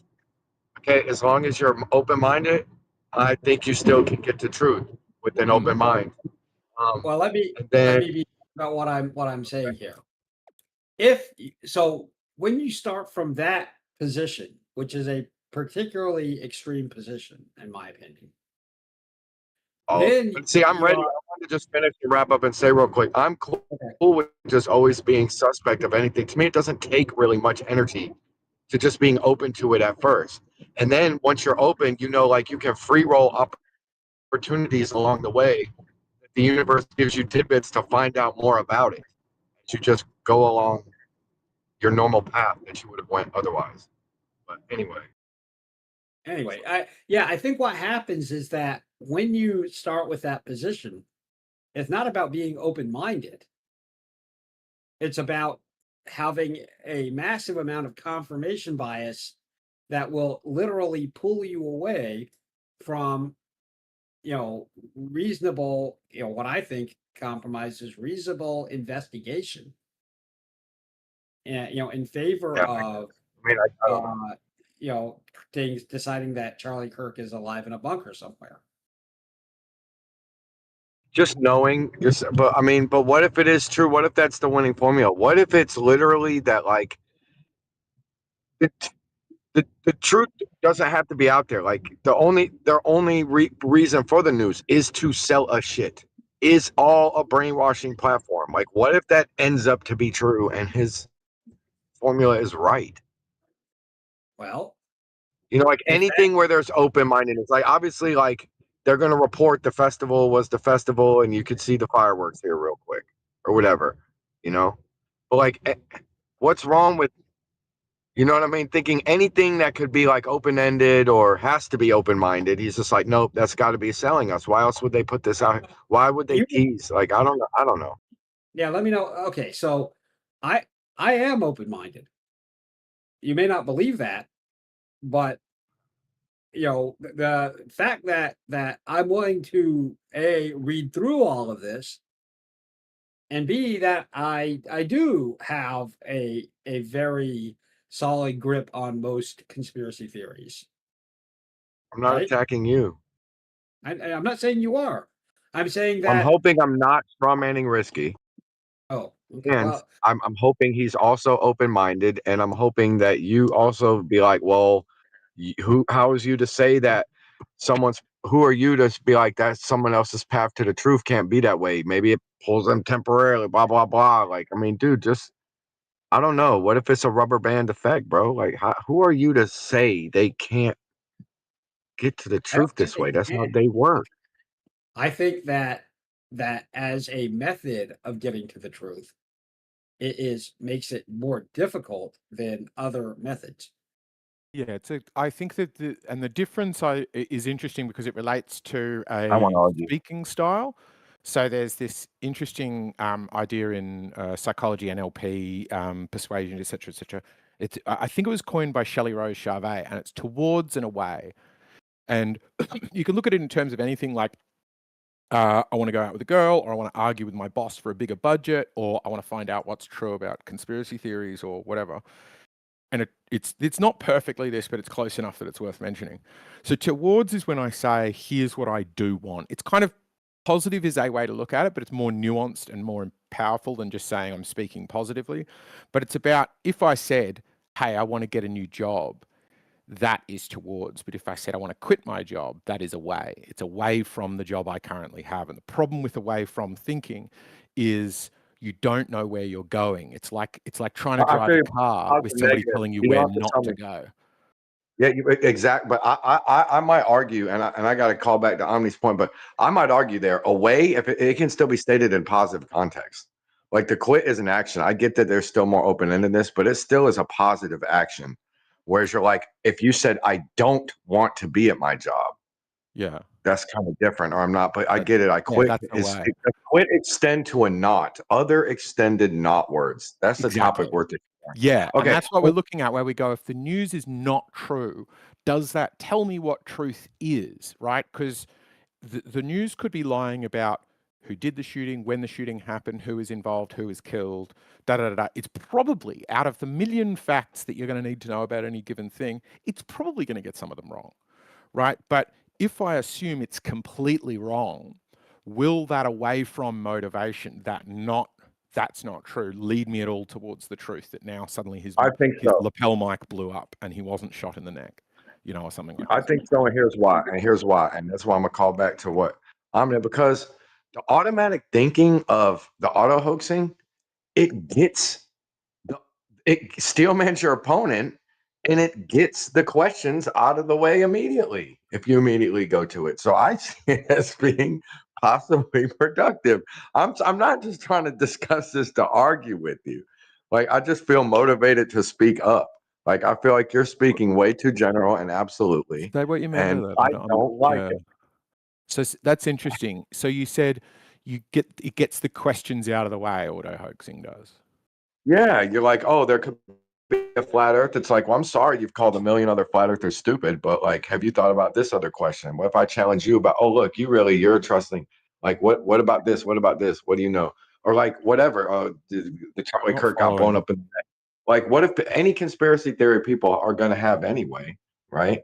Yeah. So if you automatically go to it, at least you're like, you'd be the one to do the diligence first to to vet the topic. Like, I don't know why I can't get you to truth. You'd be the one vetting the topic first. Aren't you the truth leader? I don't know. I mean, what is your track record of finding truth is the question. Is this a good method of finding truth? That's the real question, right? Keep in mind, I'm going to because it sounds like what you're saying, unless I'm misunderstanding it, is if I assume things are false from the start, that'll sometimes lead to correct outcomes. Is that right?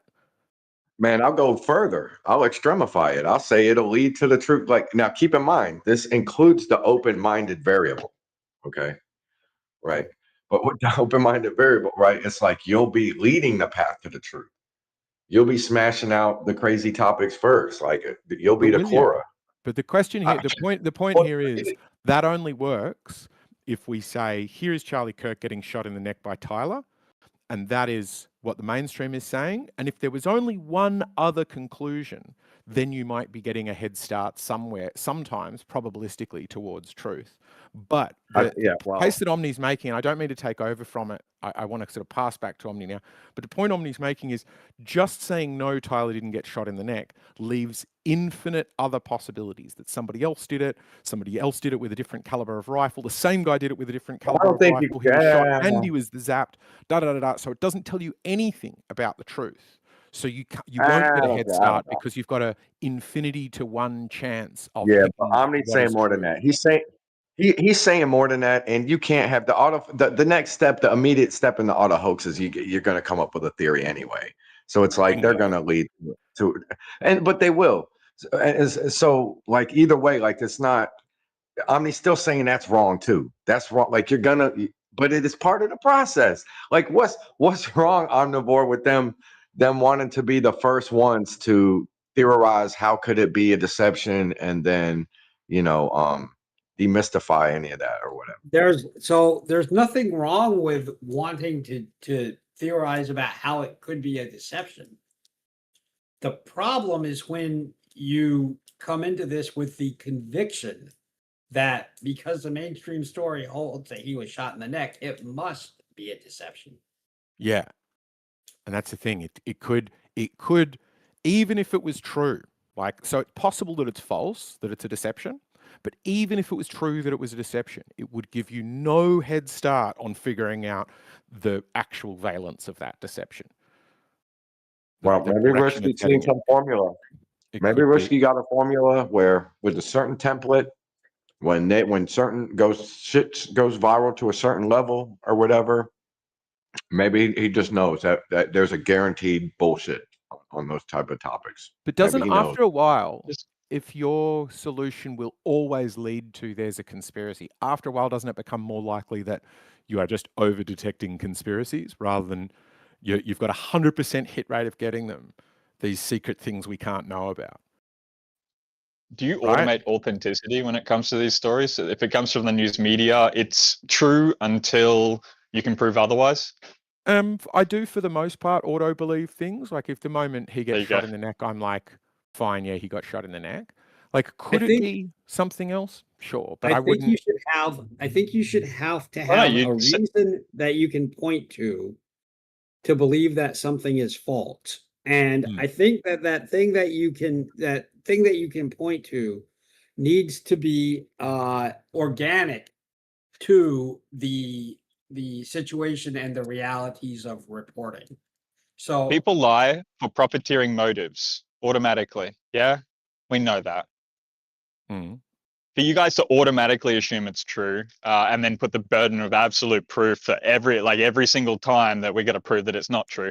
I mean, in my kind of construct of the world, as soon as I can show that there's been multiple false reportings and a severe lack of retractions of the news media, that's indicative that pretty much all of it should be viewed spuriously, that it should not be actually entertained as absolute authority. But that's what you guys seem to do. No, I it's, mean, it's fine, but you could still look at the news media and go, sometimes it tells the truth. so Sometimes when I look at right But wing you wouldn't be able media, to tell. when I look at right wing And you should media, not.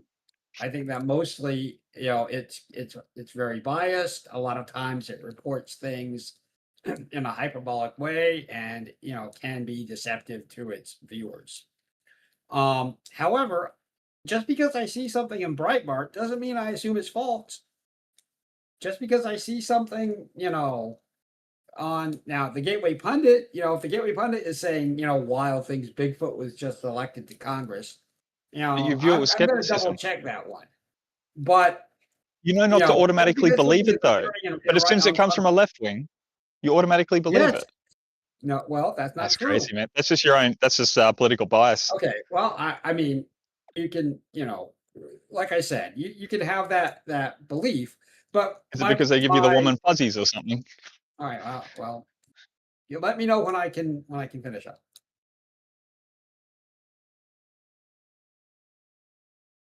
Okay, so yeah, if I see something that looks like it, beggars belief, from a source that I generally trust, like the New York Times or the Washington Post, I don't watch the news. Then yeah, I am gonna check that. I am gonna see if there's other people who agree with it or other sources that agree with it.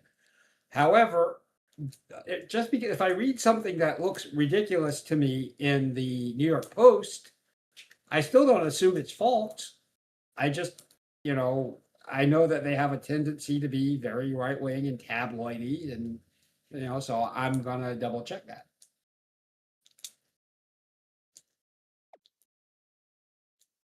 Can you give me a news article that you sort of think actually should affect you personally, independently? Not just some idea that today a man got arrested for trying to steal from a shop or something, but something that actually has moved you. You mean something that has impacted me or something that has aroused my emotions? That's affected you, yeah, that's made you change decisions.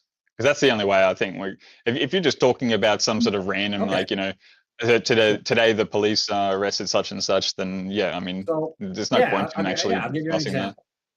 So I read that there was a woman who had sort of was a whistleblower against Meta, and Meta had sued her for sitting. They had sued her to remain silent, and then when she went on stage and remained silent, they sued her for that.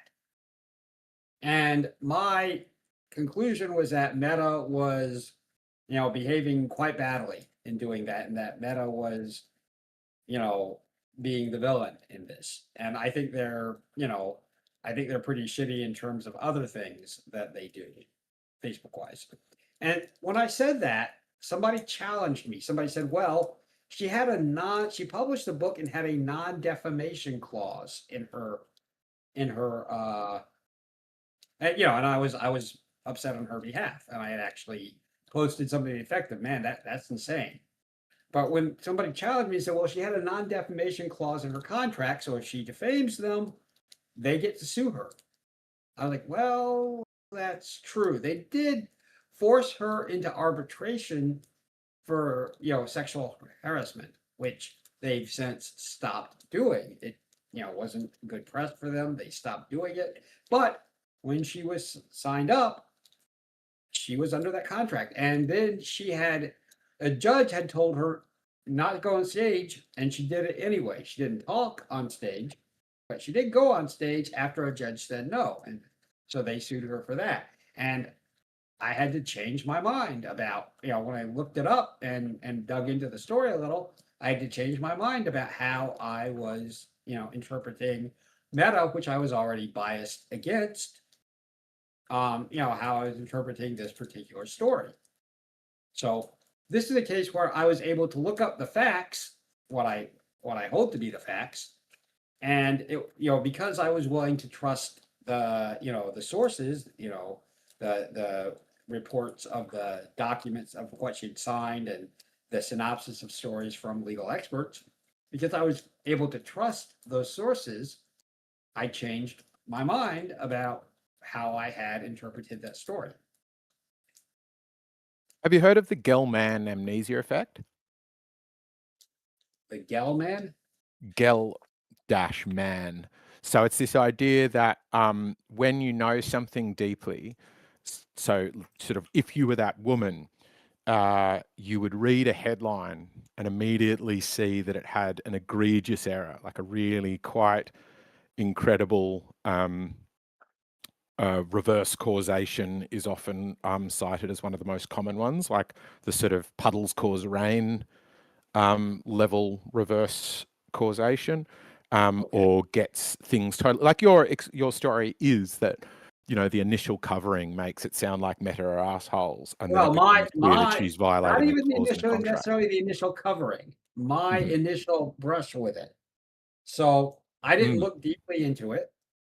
And when the person said, well, she had a non-disparagement agreement, I was like, is that true? I hadn't read that. I don't think it was kept from the stories. I just hadn't read the stories all that carefully. As long as you're open-minded, it's all good. That's all that matters. Yeah, well, I mean, this is a case where I had to reverse, and I have nothing particularly good to say about Meta. I'm not a fan of theirs, but I had to reverse my opinion and say, yeah, that's true. I did present that incorrectly.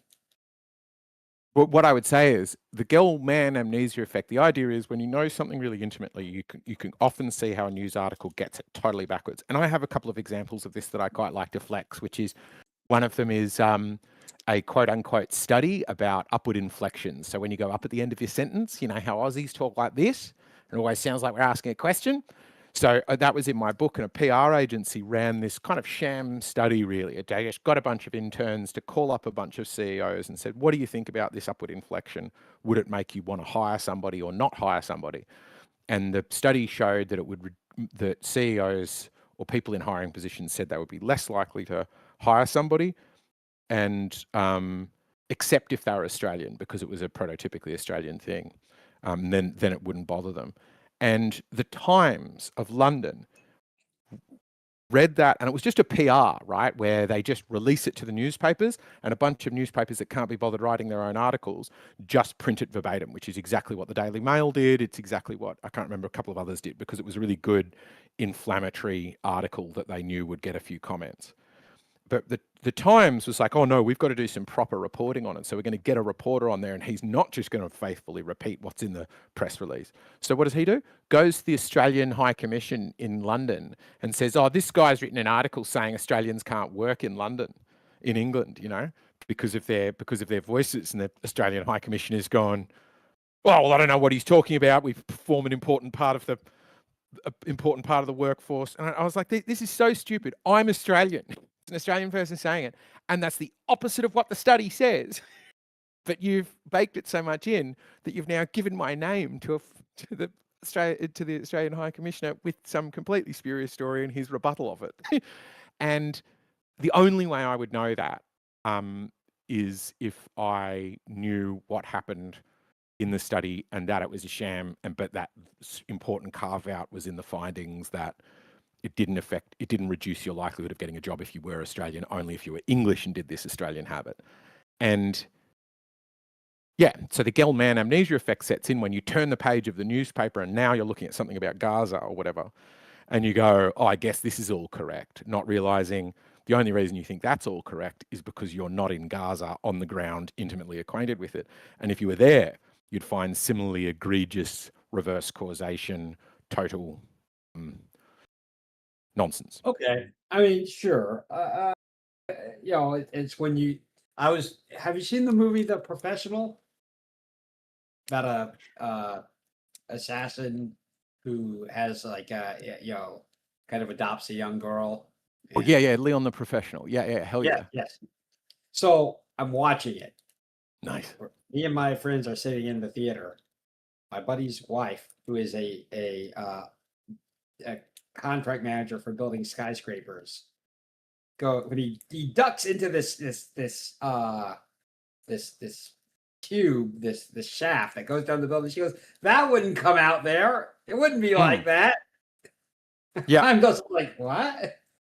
We're watching The Matrix.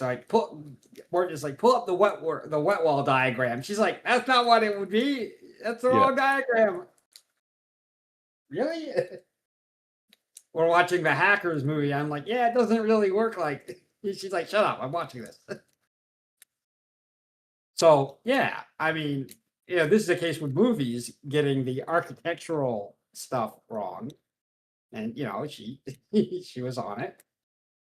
But yeah, sure. I mean, there's whether or not everything is that badly damaged. I don't know if that's true. Right? I believe that there may be a great deal of things that are couched in ways that are probably not great, but in terms of like politics reporting, I haven't seen evidence that the events that happened are just totally not what were reported, for example. But what about, Now, I'm saying, what about times where you've been there? Like, I can give you a second example. I was in Mumbai during the Mumbai attacks, and I was meant to be going down to Colaba, but I was just too lazy to go to the bar that night, and because I lived up in North Mumbai. So I stayed at home, and then suddenly everybody's phone started going off, going, "Oh my God, have you heard what's happening down in Colaba?" I would have probably gone down to Leopold's Cafe, had a few beers, and then gone around the corner to the club we were meant to be going to for this friend's birthday.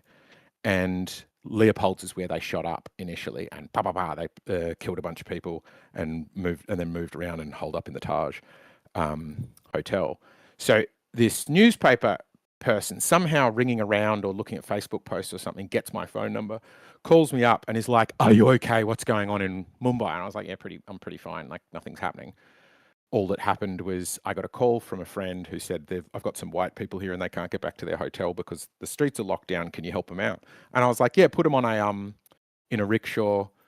I'll go meet them on my motorbike halfway down, and I'll lead them back here, and they can stay at my place tonight." That's all I did. Like, drive 20 minutes, see some people in a rickshaw, let the rickshaw follow me back. And this person, obviously, that's not an exciting enough story. So the person writes it. Like, my sister reads this article. I've got it still somewhere. But the way it's written is like I go wheels screeching, sparks flying into the mouth of danger to snatch up two hapless tourists and bring them back to safety. It was written so heroically and over the top. And I would be the only one to know, or me and those, 3 or 4, 5, 6 friends would be the only one to know how egregiously incorrect it was. I can tell you another time about a documentary, actually 3 documentaries, sorry. How many stories do you think are like that in history, like your hero story? Yeah, good question. Possible. I don't know if that's, I'm not sure what to make of that. Like, if that means that all reporting is irrevocably broken, I don't know if I buy that. And that's the thing, because all of these things, they describe real events, right? The study, quote unquote, did happen. The High Commissioner did give that answer to it. We don't know that the missing bit is that the guy didn't read the study properly before writing his article and calling that guy up. So we're not sure. The bit I'm agreeing with you is, even if we know it's almost definitely going to have something very wrong in it, it might be the causes of the crash, but the crash still happened. Get what I'm saying?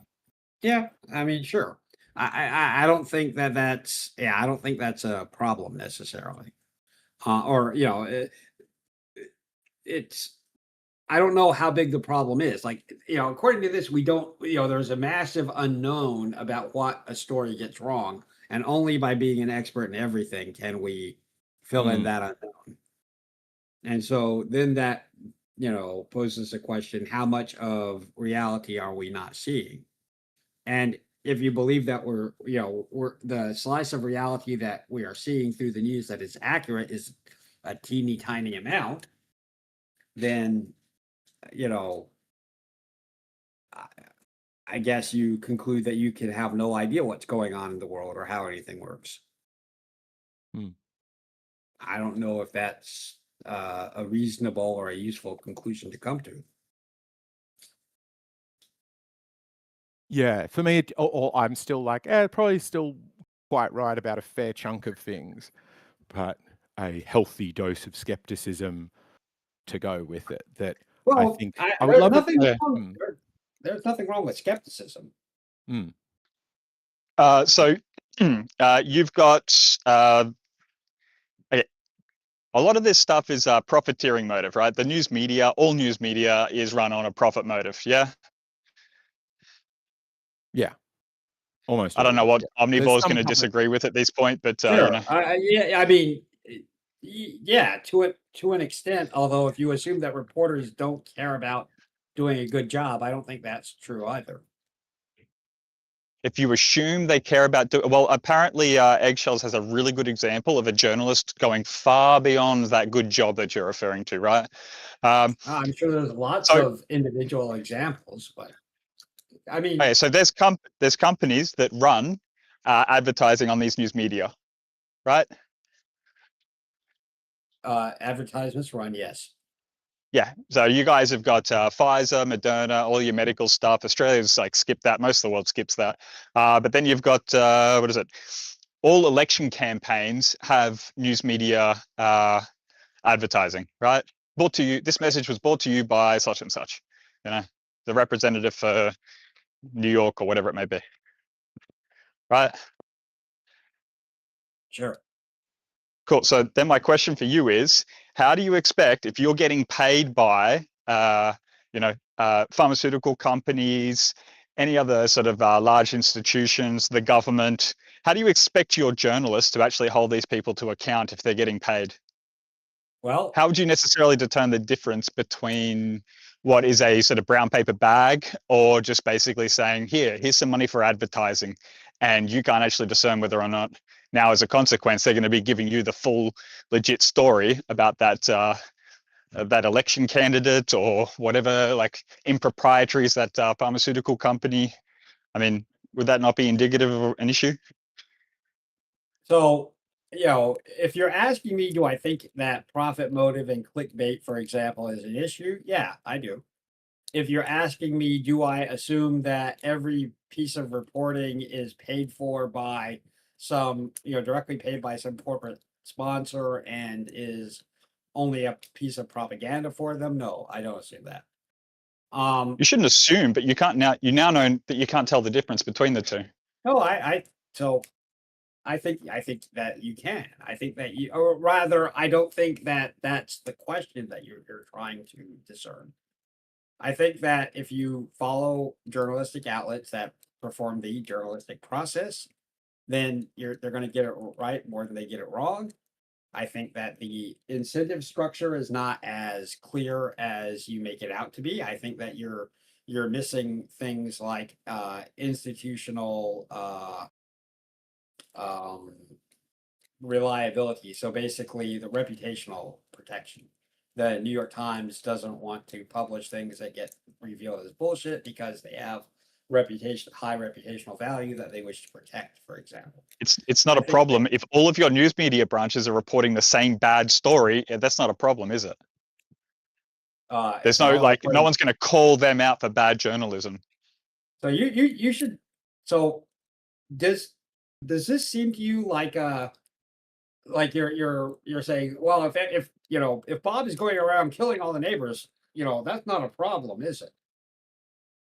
Oh, that's not what he said. Does He the said, way that you're talking about this? no, that's not what he said. Slow down. Let me finish. All the news media things, when you watch it, it'll repeat 100 million times the same thing for whatever day, no matter what channel, no matter what thing. You think that's not them all being in accord? Is that what you're trying to say, Omnivore? You're trying to say that they're all not following the same script when they clearly follow a script? I don't think they're all following the same script. I think that Sinclair Media definitely does that, but I don't think, for example, the BBC and the New York Times are all following the same script. No.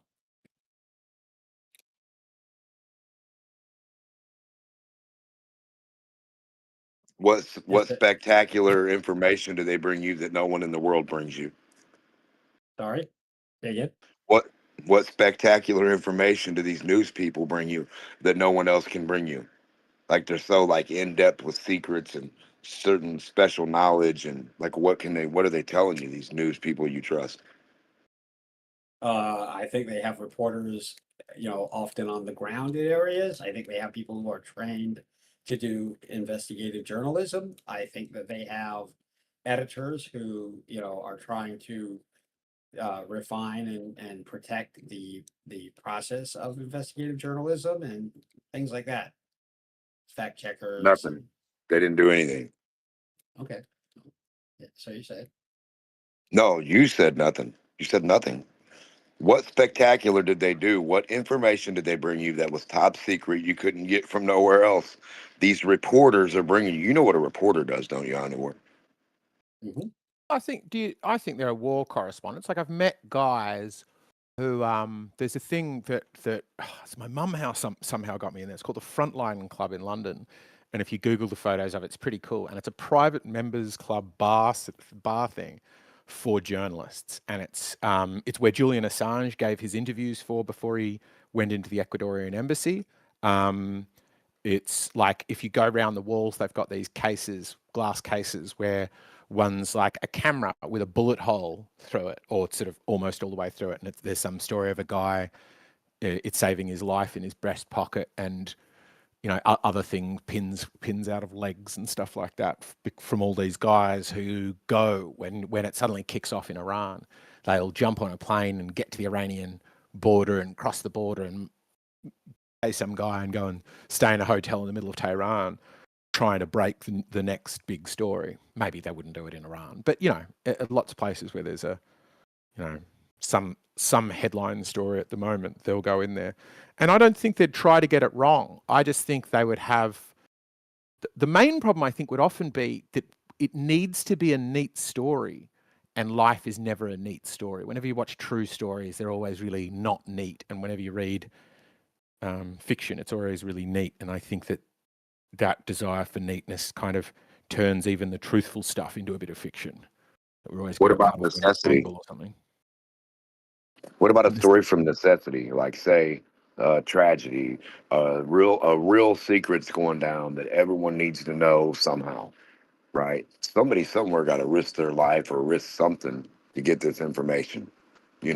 That's the way the reporters were supposed to work the last time I checked. Like if you're really actually getting some kind of real info, like your life is on the line. And if it's not, then I don't really consider you too much of a reporter.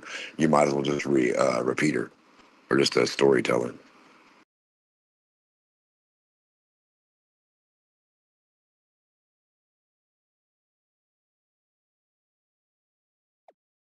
I mean, think about it. How is a reporter any different than a spy or a secret agent or a snitch? Where's the difference there?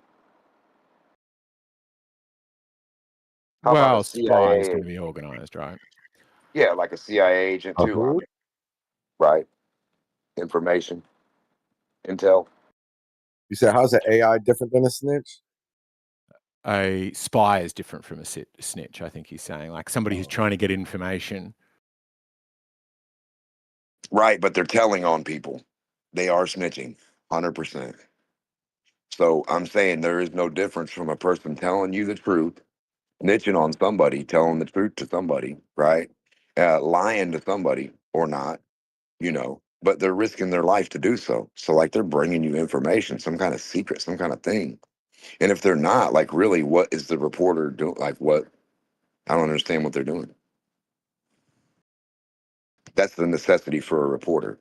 Like, hey, man, I'm telling you guys this to save your life. Hey, I'm telling you guys this because this will help you. So yeah, well, I 100%. think a good one about necessity would be, do you guys think that there was a problem with the drinking water in Flint, Michigan? Given like, I imagine you guys are somewhat down the road, you could have driven there to check the water. Do you Yeah. think that all those stories about like, wasn't it like gas initially and taps were being setting fire and then they were really grey and then it turned out there was lead in it or something horrendous? What was going on with Flint? I mean, yeah, the water and stuff's supposed to be bad. People try to come on, but see, with AI these days, and the dudes will throw like a little wash rag on the little thing, right? A white wash rag. They'll throw it on the little hole for the drain, and then it'll Mm. turn brown. Supposedly, like right in front of you. One guy showed a thing where the water was coming out looking yellow, like Mountain Dew almost. I was like, hold on, Yeah. man, this cannot be real. Like What? if that was real, that'd be crazy. I can understand the water probably comes out dirty some places, or that sludge builds up after the hard water or whatever. After you let it dry, you see your sink dirty with some stuff. Or I've seen some sinks like that, yeah. But I mean, it's hard to say. But supposedly, all their stuff's contaminated, and who's fixing it? They're giving water to sources of companies All and these right. other things. Yeah. So what do you, Rixky and Omni, I kind of want to throw back to you guys at where we're at on, because I think it's an interesting question. It says, even if the mainstream life, we assume, what your case was, if we assume the mainstream narrative is wrong all the time, that's a bad way for coming to the truth, right? That was Omni's main point. I'm not sure if it's had a direct rebuttal yet. I think Rixky's point is we've got examples where they appear to be colluding. And I think that might be the case, independent of whether Omni's point is true. I don't think it addresses. But you've got underreporting as well. It's not just the fact that they line up like the Mockingbird Sinclair media, but that you find underreporting, like you just mentioned with the Flint, Michigan situation. Teflon, So all these none of companies, this- they underreport because they got a profit motive. Yeah. So none of that is really addressing the issue. There are certainly cases where reporting doesn't work. There are cases where you might get to the truth by assuming a giant conspiracy. But part of the problem is that when we started this, you were like, well, you're going to have to come up with an explanation for this, and it turned out to be really simple. So when you asked me to come up with an explanation for it, was my way of getting to the truth better or worse? I still state that is an example of conspiracy. And if they're just buying up all the news media companies, right, and then just having them all say the exact same thing, and then what is it? If you took the audience, for example, who assumed that all those local news presenters are presenting for their own local communities, you just have to ask the question of whether or not they actually are aware of this larger media group that purchased them out. Because if they're not aware, then you're just basically relying on the fact that someone has to go, which that most of the audience is ignorant to these facts. So let's review this. Otherwise, You asked me they would call to come up themselves. with okay, well, go ahead and finish, and then I'll. My bad. So you asked me to come up with an explanation for the Mockingbird media, which to me implies you didn't have one. All right. Instead of me looking at it and going, well, I obviously the CIA or some other nefarious actor is pulling, the strings behind the scenes. It took me 2 seconds to look it up on Google and be like, oh, this is that Sinclair shit. All right. So in this case, I have to trust that what I read on Google is accurate. I have to, understand that Sinclair Media is not a government organ and is not being commanded by the government. And I have to understand that what's going on in Sinclair Media is not at all the same thing that's going on in the BBC, for example. So in order for me to, my method of answering that question was to have an understanding of how these different news medias actually work, and to Google it Google the question you were asking and find out. That is different than sitting around doing whatever you were doing beforehand, which is like saying, "Oh, aha, this is obviously the Project Mockingbird controlling the the secret masters controlling all the world's news media."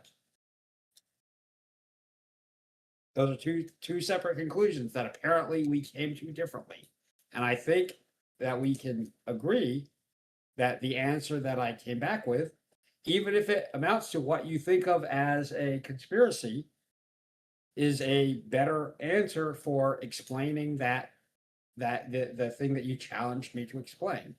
So in terms of determining how you get to the truth, I think that the answer is clearly, it's okay to be skeptical, but you can't just be skeptical of everything that doesn't fit your mold. You have You've to already be you've already lost the point, in my opinion. okay. Well, You actually can't determine whether or not that's any one particular article is absolutely true or not true when it comes to the news media. We have a profiteering motive. We've got examples of them colluding together. We've got underrepresentation of information. And essentially, your bias is essentially that it should be considered to be true until proven otherwise. And that's the actual thing I'm pushing back against most of all. You don't think that you're basically inheriting like an authenticity bias when you view any news media report? I mean, you've acknowledged the right wing seem to do it, but you think that the left wing's pure of this problem. And yet you acknowledge the fact that there is a profiteering motive that could be orchestrating both of them, because you know that pharmaceuticals and political companies advertise on both of them.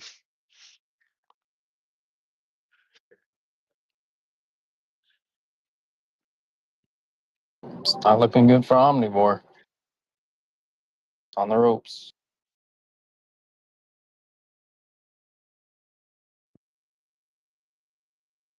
Is that a knockout? So I don't think that you just have to automatically. Well, I think that assuming it's true until you have a good reason to think it's not true, something that you can at least point to, probably a good standard of evidence. I mean, you can say, I think it's not true because I've got a gut feeling, but at least then you're acknowledging it's a gut reaction.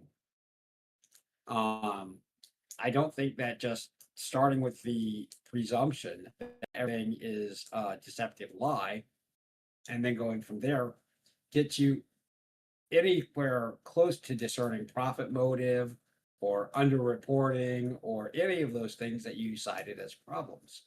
They're not solved by just going, well, they've got a profit motive. That doesn't help determine what's true. What do you think the problem is that I'm purporting to try to solve with this? How you get to truth. That's what I don't think you're going to be able to get to truth, man. It's an event that occurred beyond your purview, and even stuff that happens within your purview, sometimes you don't even know exactly how it happened. I would actually say that you should just view anything that coming from the news media with skepticism and not let it control your actions in the world too much.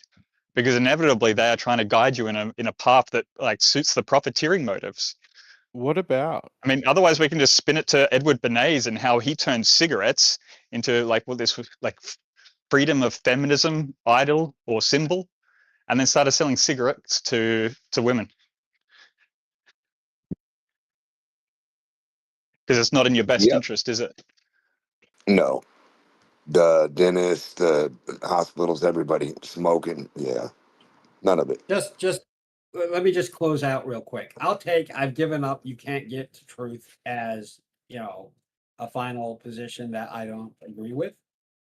And I think that in and of itself encapsulates kind of what I was talking about. You can't ever know truth. You can't ever get to truth.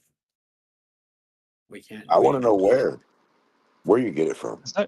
There's no point in having a truth about something that's happening on a flat 2D screen in front of you. Part of this issue is the fact that it's considered to automatically be true, and that this thing is trying to inform you about something important about your society. And it can only show you what can fit on that one little screen. That's the funniest part. There's no world view on that camera. There never has been on any news camera. It's only what's in the news broadcasting room within the 3 walls, and you don't see the 4th. So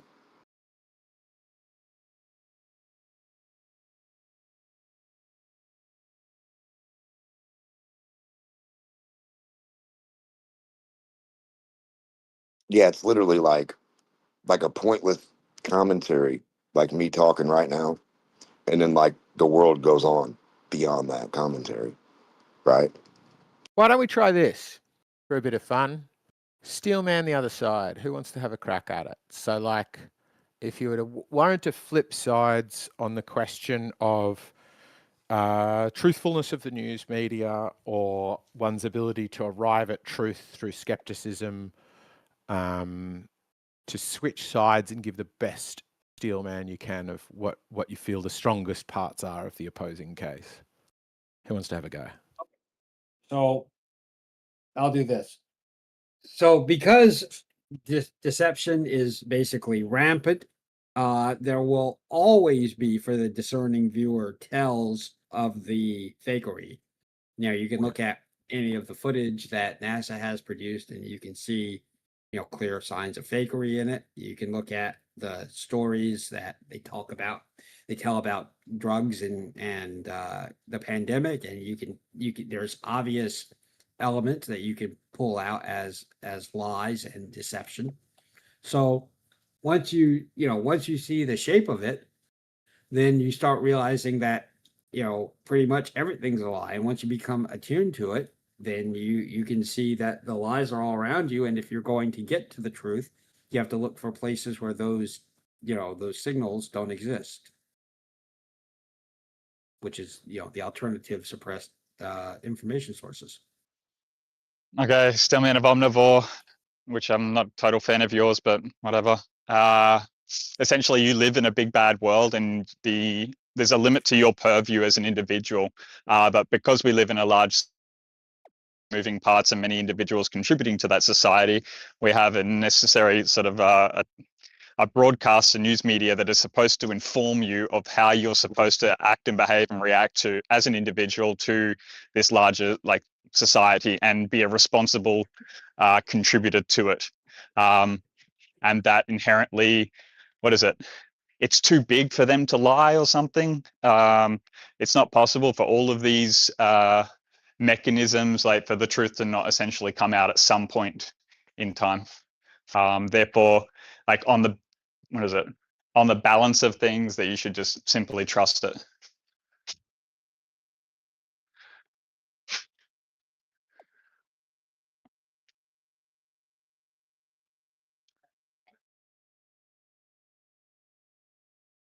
How was that, Omni? How were one another's? You give feedback on one another's steelmans.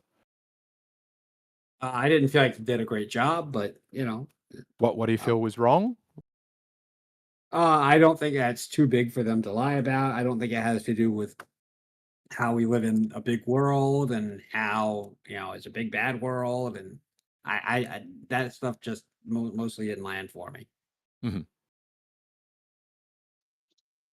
What else? What are other people's thoughts? We're approaching the 12 o'clock. Yeah, go on. Sorry, Rixie. What was he saying about time? If Time Magazine or something or whatever it is, present a news article that's wrong, what did you say would be the causal reason why they would be corrected? Or why they wouldn't present it in the first place?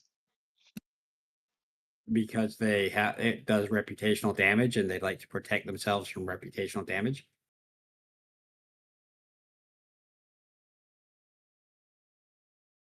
And what makes you think that, so how would their reputation be called out? Who would tell them that their story is wrong? I think that it depends on the story, but I think that there would be plenty of competitors who would call them out on it.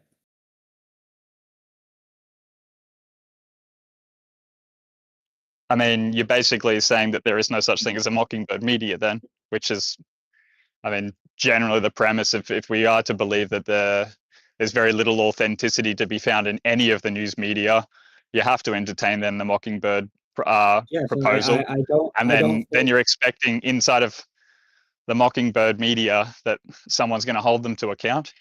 I don't think that the Mockingbird media, the way that you understand it, is a real thing.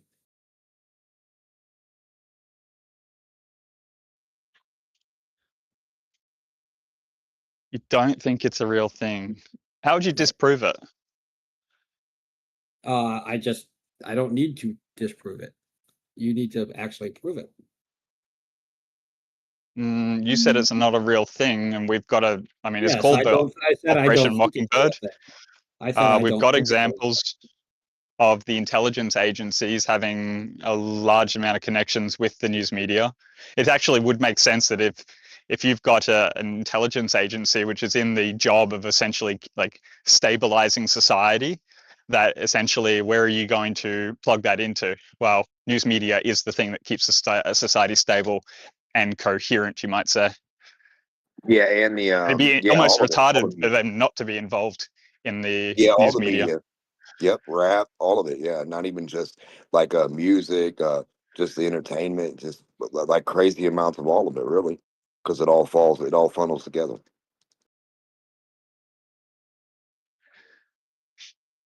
So, I Funny mean, thing what is it today. like? In Australia, when the pandemic started kicking in, the news media companies were all basically given exemption from their tax-paying responsibilities because they were considered to be they're about to go through a very hard financial time. So the government basically said, we forego that $10 million that you guys necessarily require. Now, you might say, well, that's just a legitimate reason. They want to keep their news media afloat. But I could also say that that's basically a bribe from the government to those corporate entities in order to maintain the government's line so far as how to react for the society at large, for the populace, how they need to communicate to the population. I mean, there's at least Kyle Sanderlands and this other guy named Stefanovic, so far as I'm aware of, that have actively come out as journalists who said that they're regretful or ashamed of how they presented the information being presented by the government. And at least Kyle, he came out and said, we were tricked just like you guys were tricked.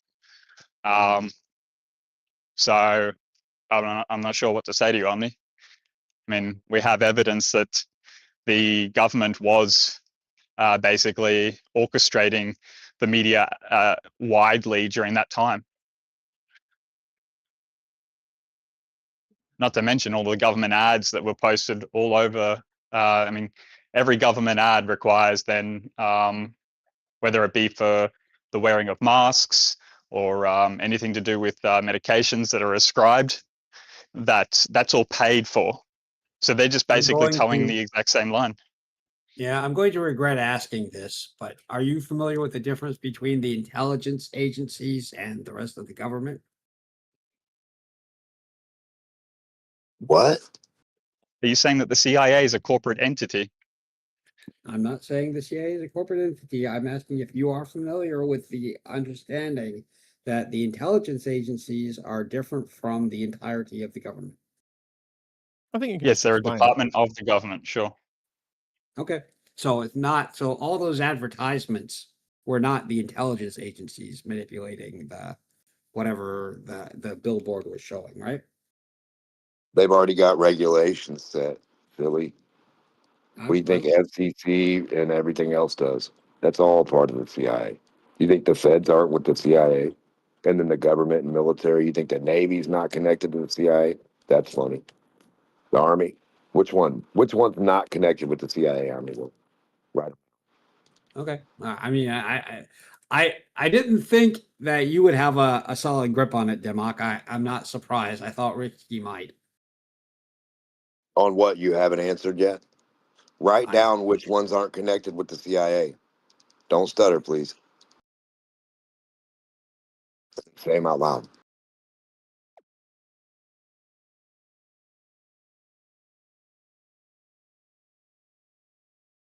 Next. This is one of those cases, Ricky, where when being asked a question that does not make any sense or have an answer or lead to any discussion, I am not really going to answer. I'm sure that this is a case where you think I'm just disappearing away, but if you play it back What are over you with talking different about? people's voices or something, then you'll You didn't answer, discover or that I didn't answer. What are you talking about, Omnivore?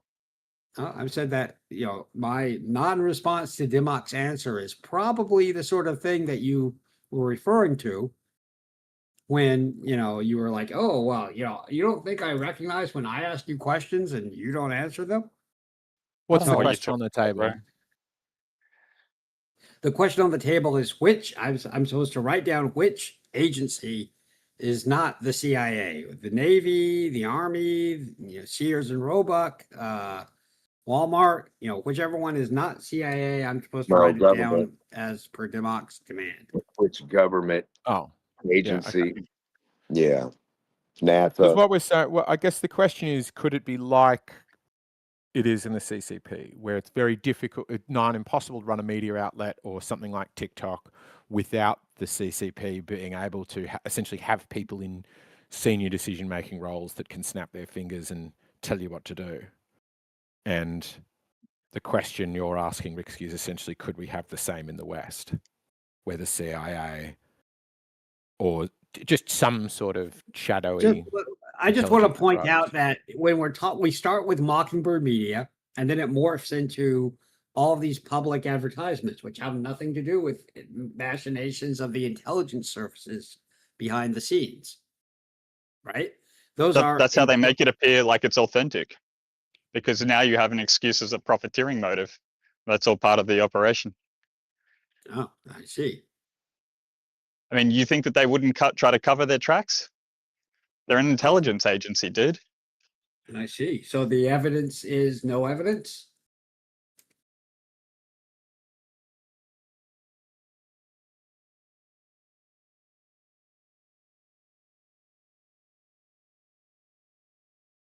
I mean, the less evidence of this is, the better the cover-up, right?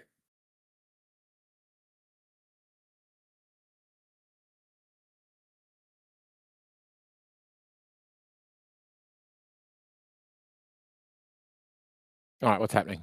We foundering. We're getting up to midday my time now, which is generally I think we're probably good. Yeah. So thoughts from the peanut gallery. Final. So I'm curious about how Sage scored the last debate.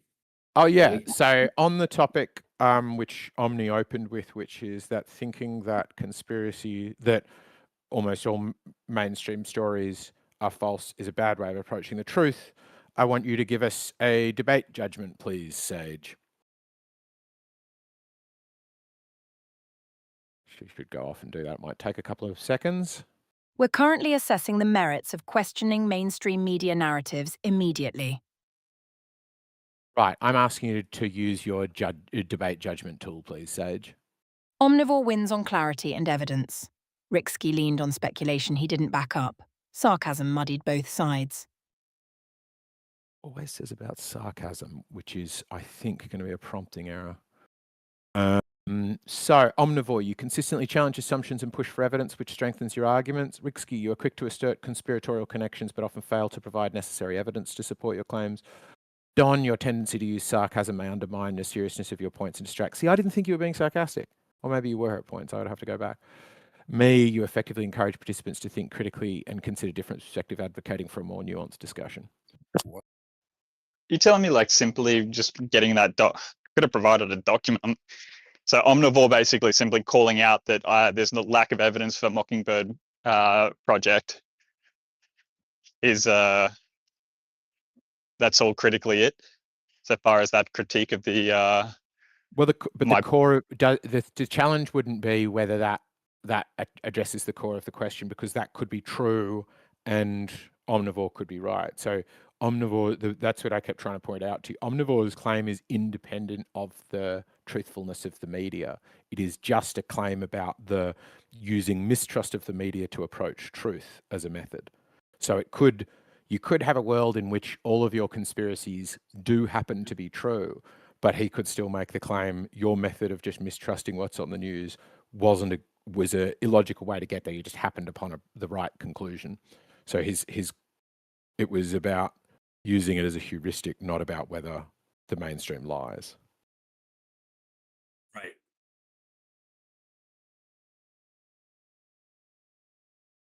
Do you get what I mean?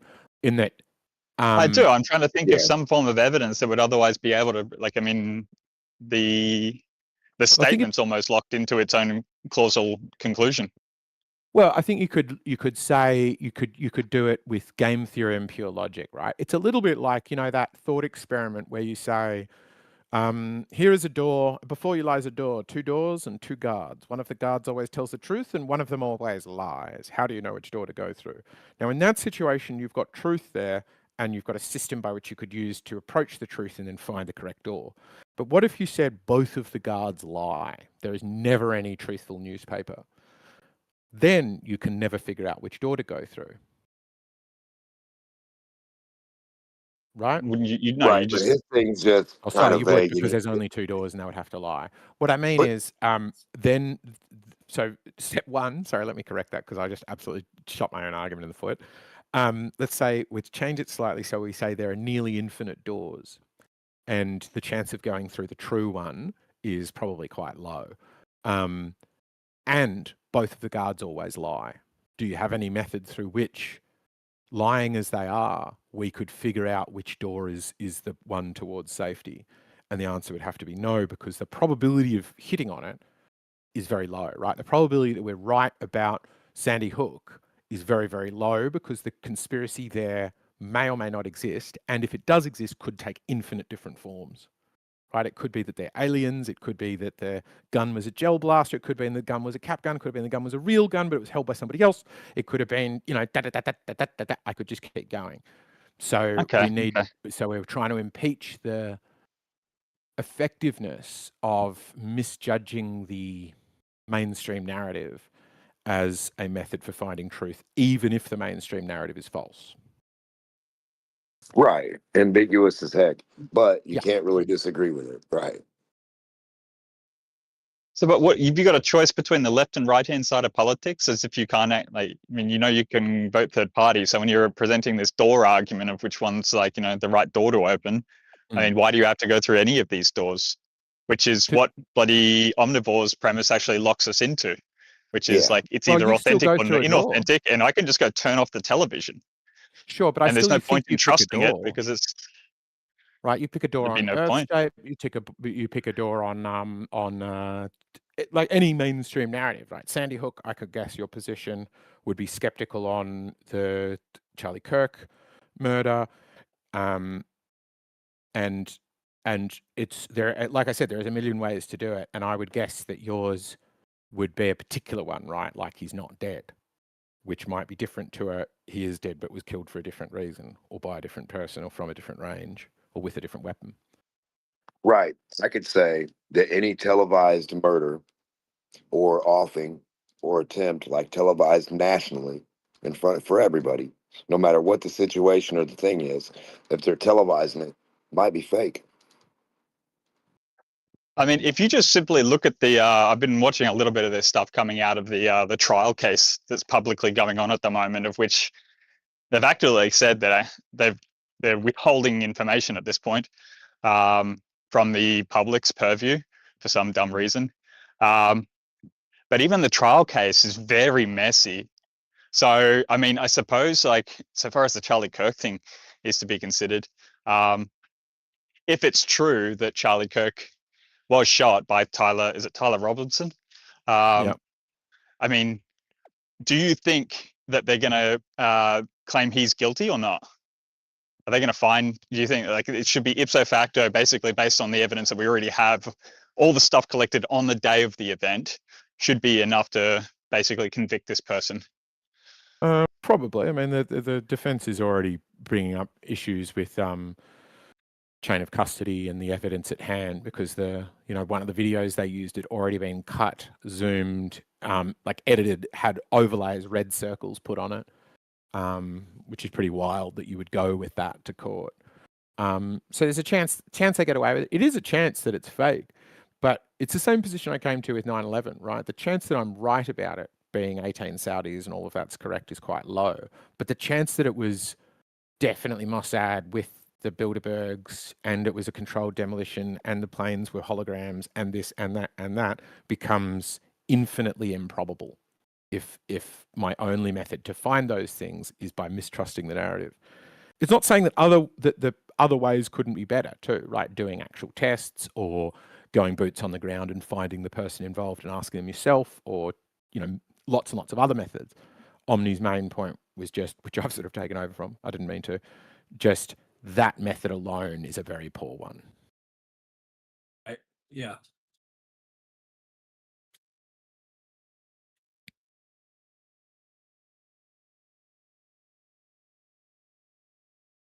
I think it's an interesting bit of psychology because it does, yeah, because I remember hearing it before, like, and Issa also says it too somewhat, right, that he agrees with many of the conspiracies, but thinks that the reasoning might be quite good, that he sort of calls himself, or people call him a pro-spiracy theorist, where there is a conspiracy, 9/11's an inside job, yada, yada, yada, all the rest of it. And it's just that this is probably being done by incredibly powerful and well-intentioned people, where many other people say they're doing all of these things, all of this very improbable conspiracy is the same, but we just changed this one variable of they're dastardly and they're doing it for bad reasons. And now we've got two incompatible conspiracies. Well, the studies show that conspiracy theory is generally correlated not to to low trust and things like that. So that pro-conspiracy stuff probably won't land as well. Well, trust of who? Can you Guy can you sitting- tell me Yeah. I just wonder, Omnivore, were you at all mad when you found out that the weapons of mass destruction were not legitimate? Did that sort of did you lose any faith in the institution as a consequence of that realization or that outcome? I decided I was not voting for Bush again, for one thing. I decided that whatever respect I had for what's his face Powell was desperately eroded. And yeah, I felt a bit deceived. But wait, that information didn't come from a right-leaning news source. That came from an intelligence agency, which is considered to be impartial, and all of the left side of the media also presented it as fact.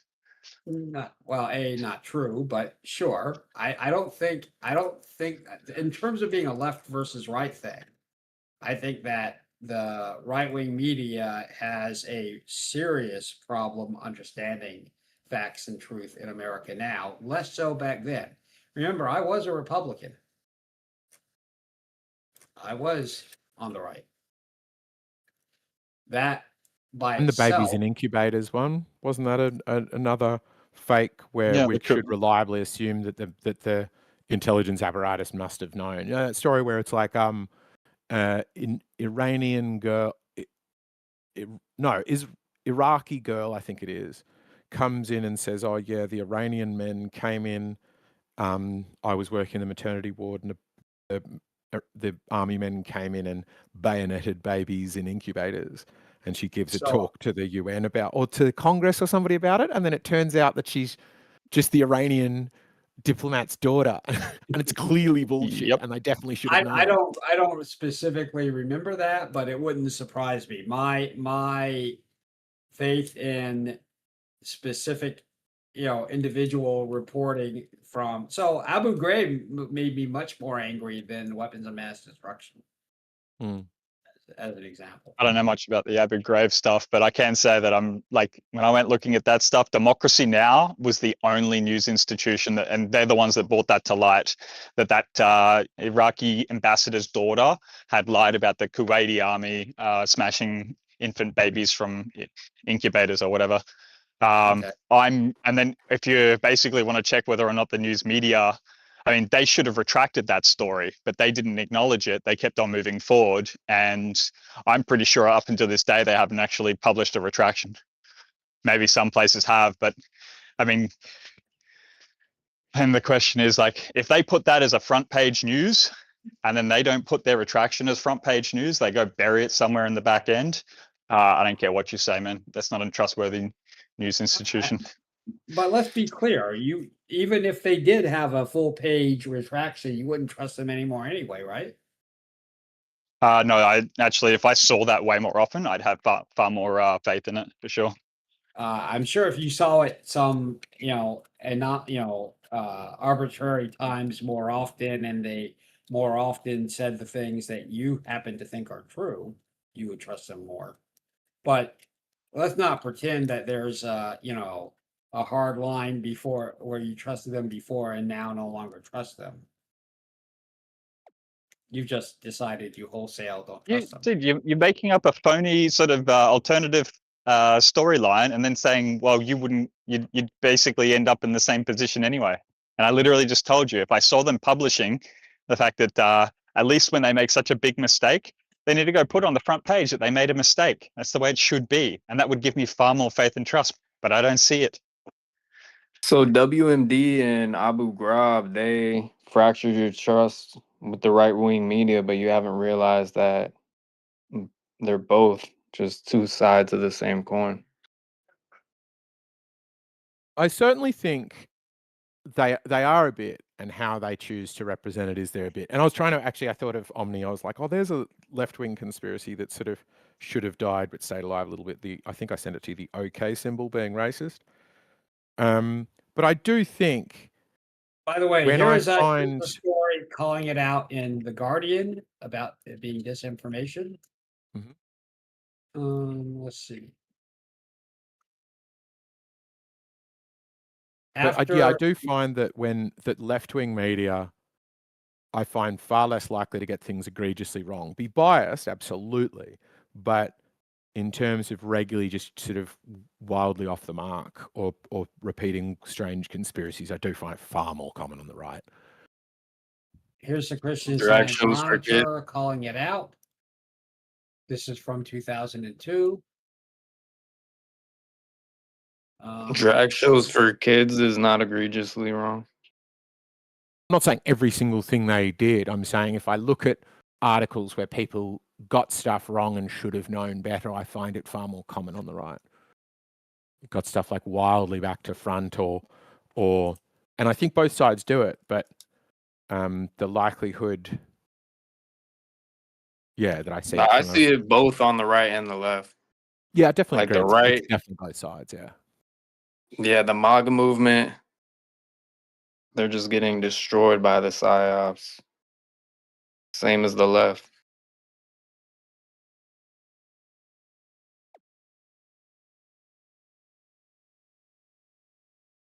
Yeah.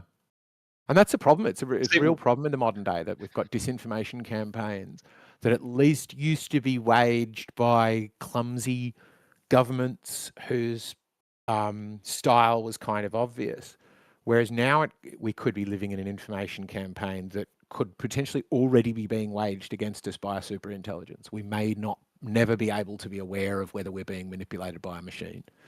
That's a good question, to which I have a complicated and deep answer.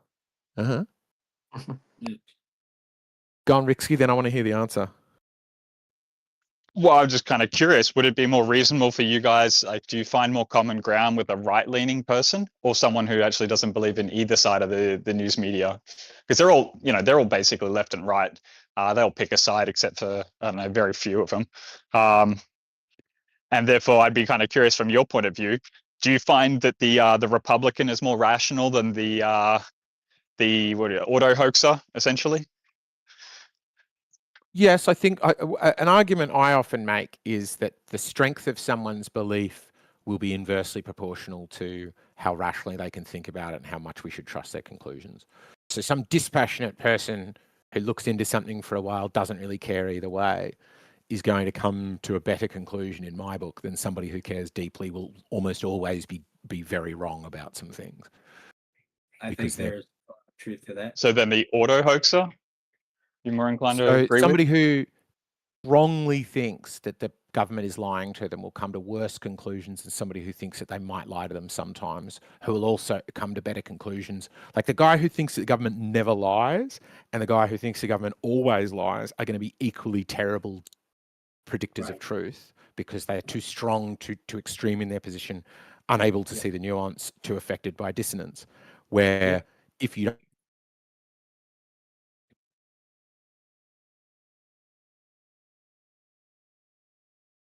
Do we lose them? Lose who? Yeah, dropped out of my end. Eggshells. Oh, I was wondering about base. I mean, I don't know. Well, I mean, if you assume the, position of a controller, people are gonna have different preferences, right? They're gonna be either right leaning or left leaning or the center. So if you're hurting all those, you have to control both sides of the narrative, from the right and the left, and pressure from above and below. You want to herd Yeah, the you got, masses properly. and I think they got a mad problem, right? Like, what is it? The bipartisan agreement. As soon as it becomes a bipartisan agreement, these guys, like, there'll be nothing that you'll always agree. You'll always be like, okay, well, the left and right are both fine. And bipartisan agreements are the major problem in this world, because the Democrats are dabbling in their stock exchange in an egregious manner, just as much as the Republicans are. And they both vote for war. They both love the military-industrial complex. They both supported all of the most of the pandemic stuff. So I mean, as soon as it becomes bipartisan, you guys are going to have to agree with it no matter what. That's a good point. yeah, it's a little bit like the memes going around at the moment that the QAnoners have been telling us for ages, that the world's run by a group of pedophiles, right? It was just a laughing stock idea ages ago, and now you'd be questioned, your sanity be questioned if you didn't think it. If only they had a good sense of their own history. Oh, as in their hit rate over history. Well, not even that. QAnon held that Donald Trump was being installed by military intelligence to root out and imprison and execute the Democrat pedophile ring that was running the world. That's actually what the story they were telling. Not Yeah, but they just not that hijacked Donald an Trump was already palling existing around with the truther head movement. pedophile. Yeah, they just hijacked an already existing truther movement. But that's the emails, Pizzagate.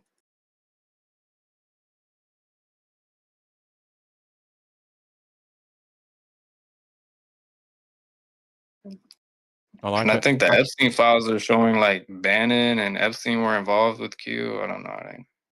I didn't go down that rabbit hole.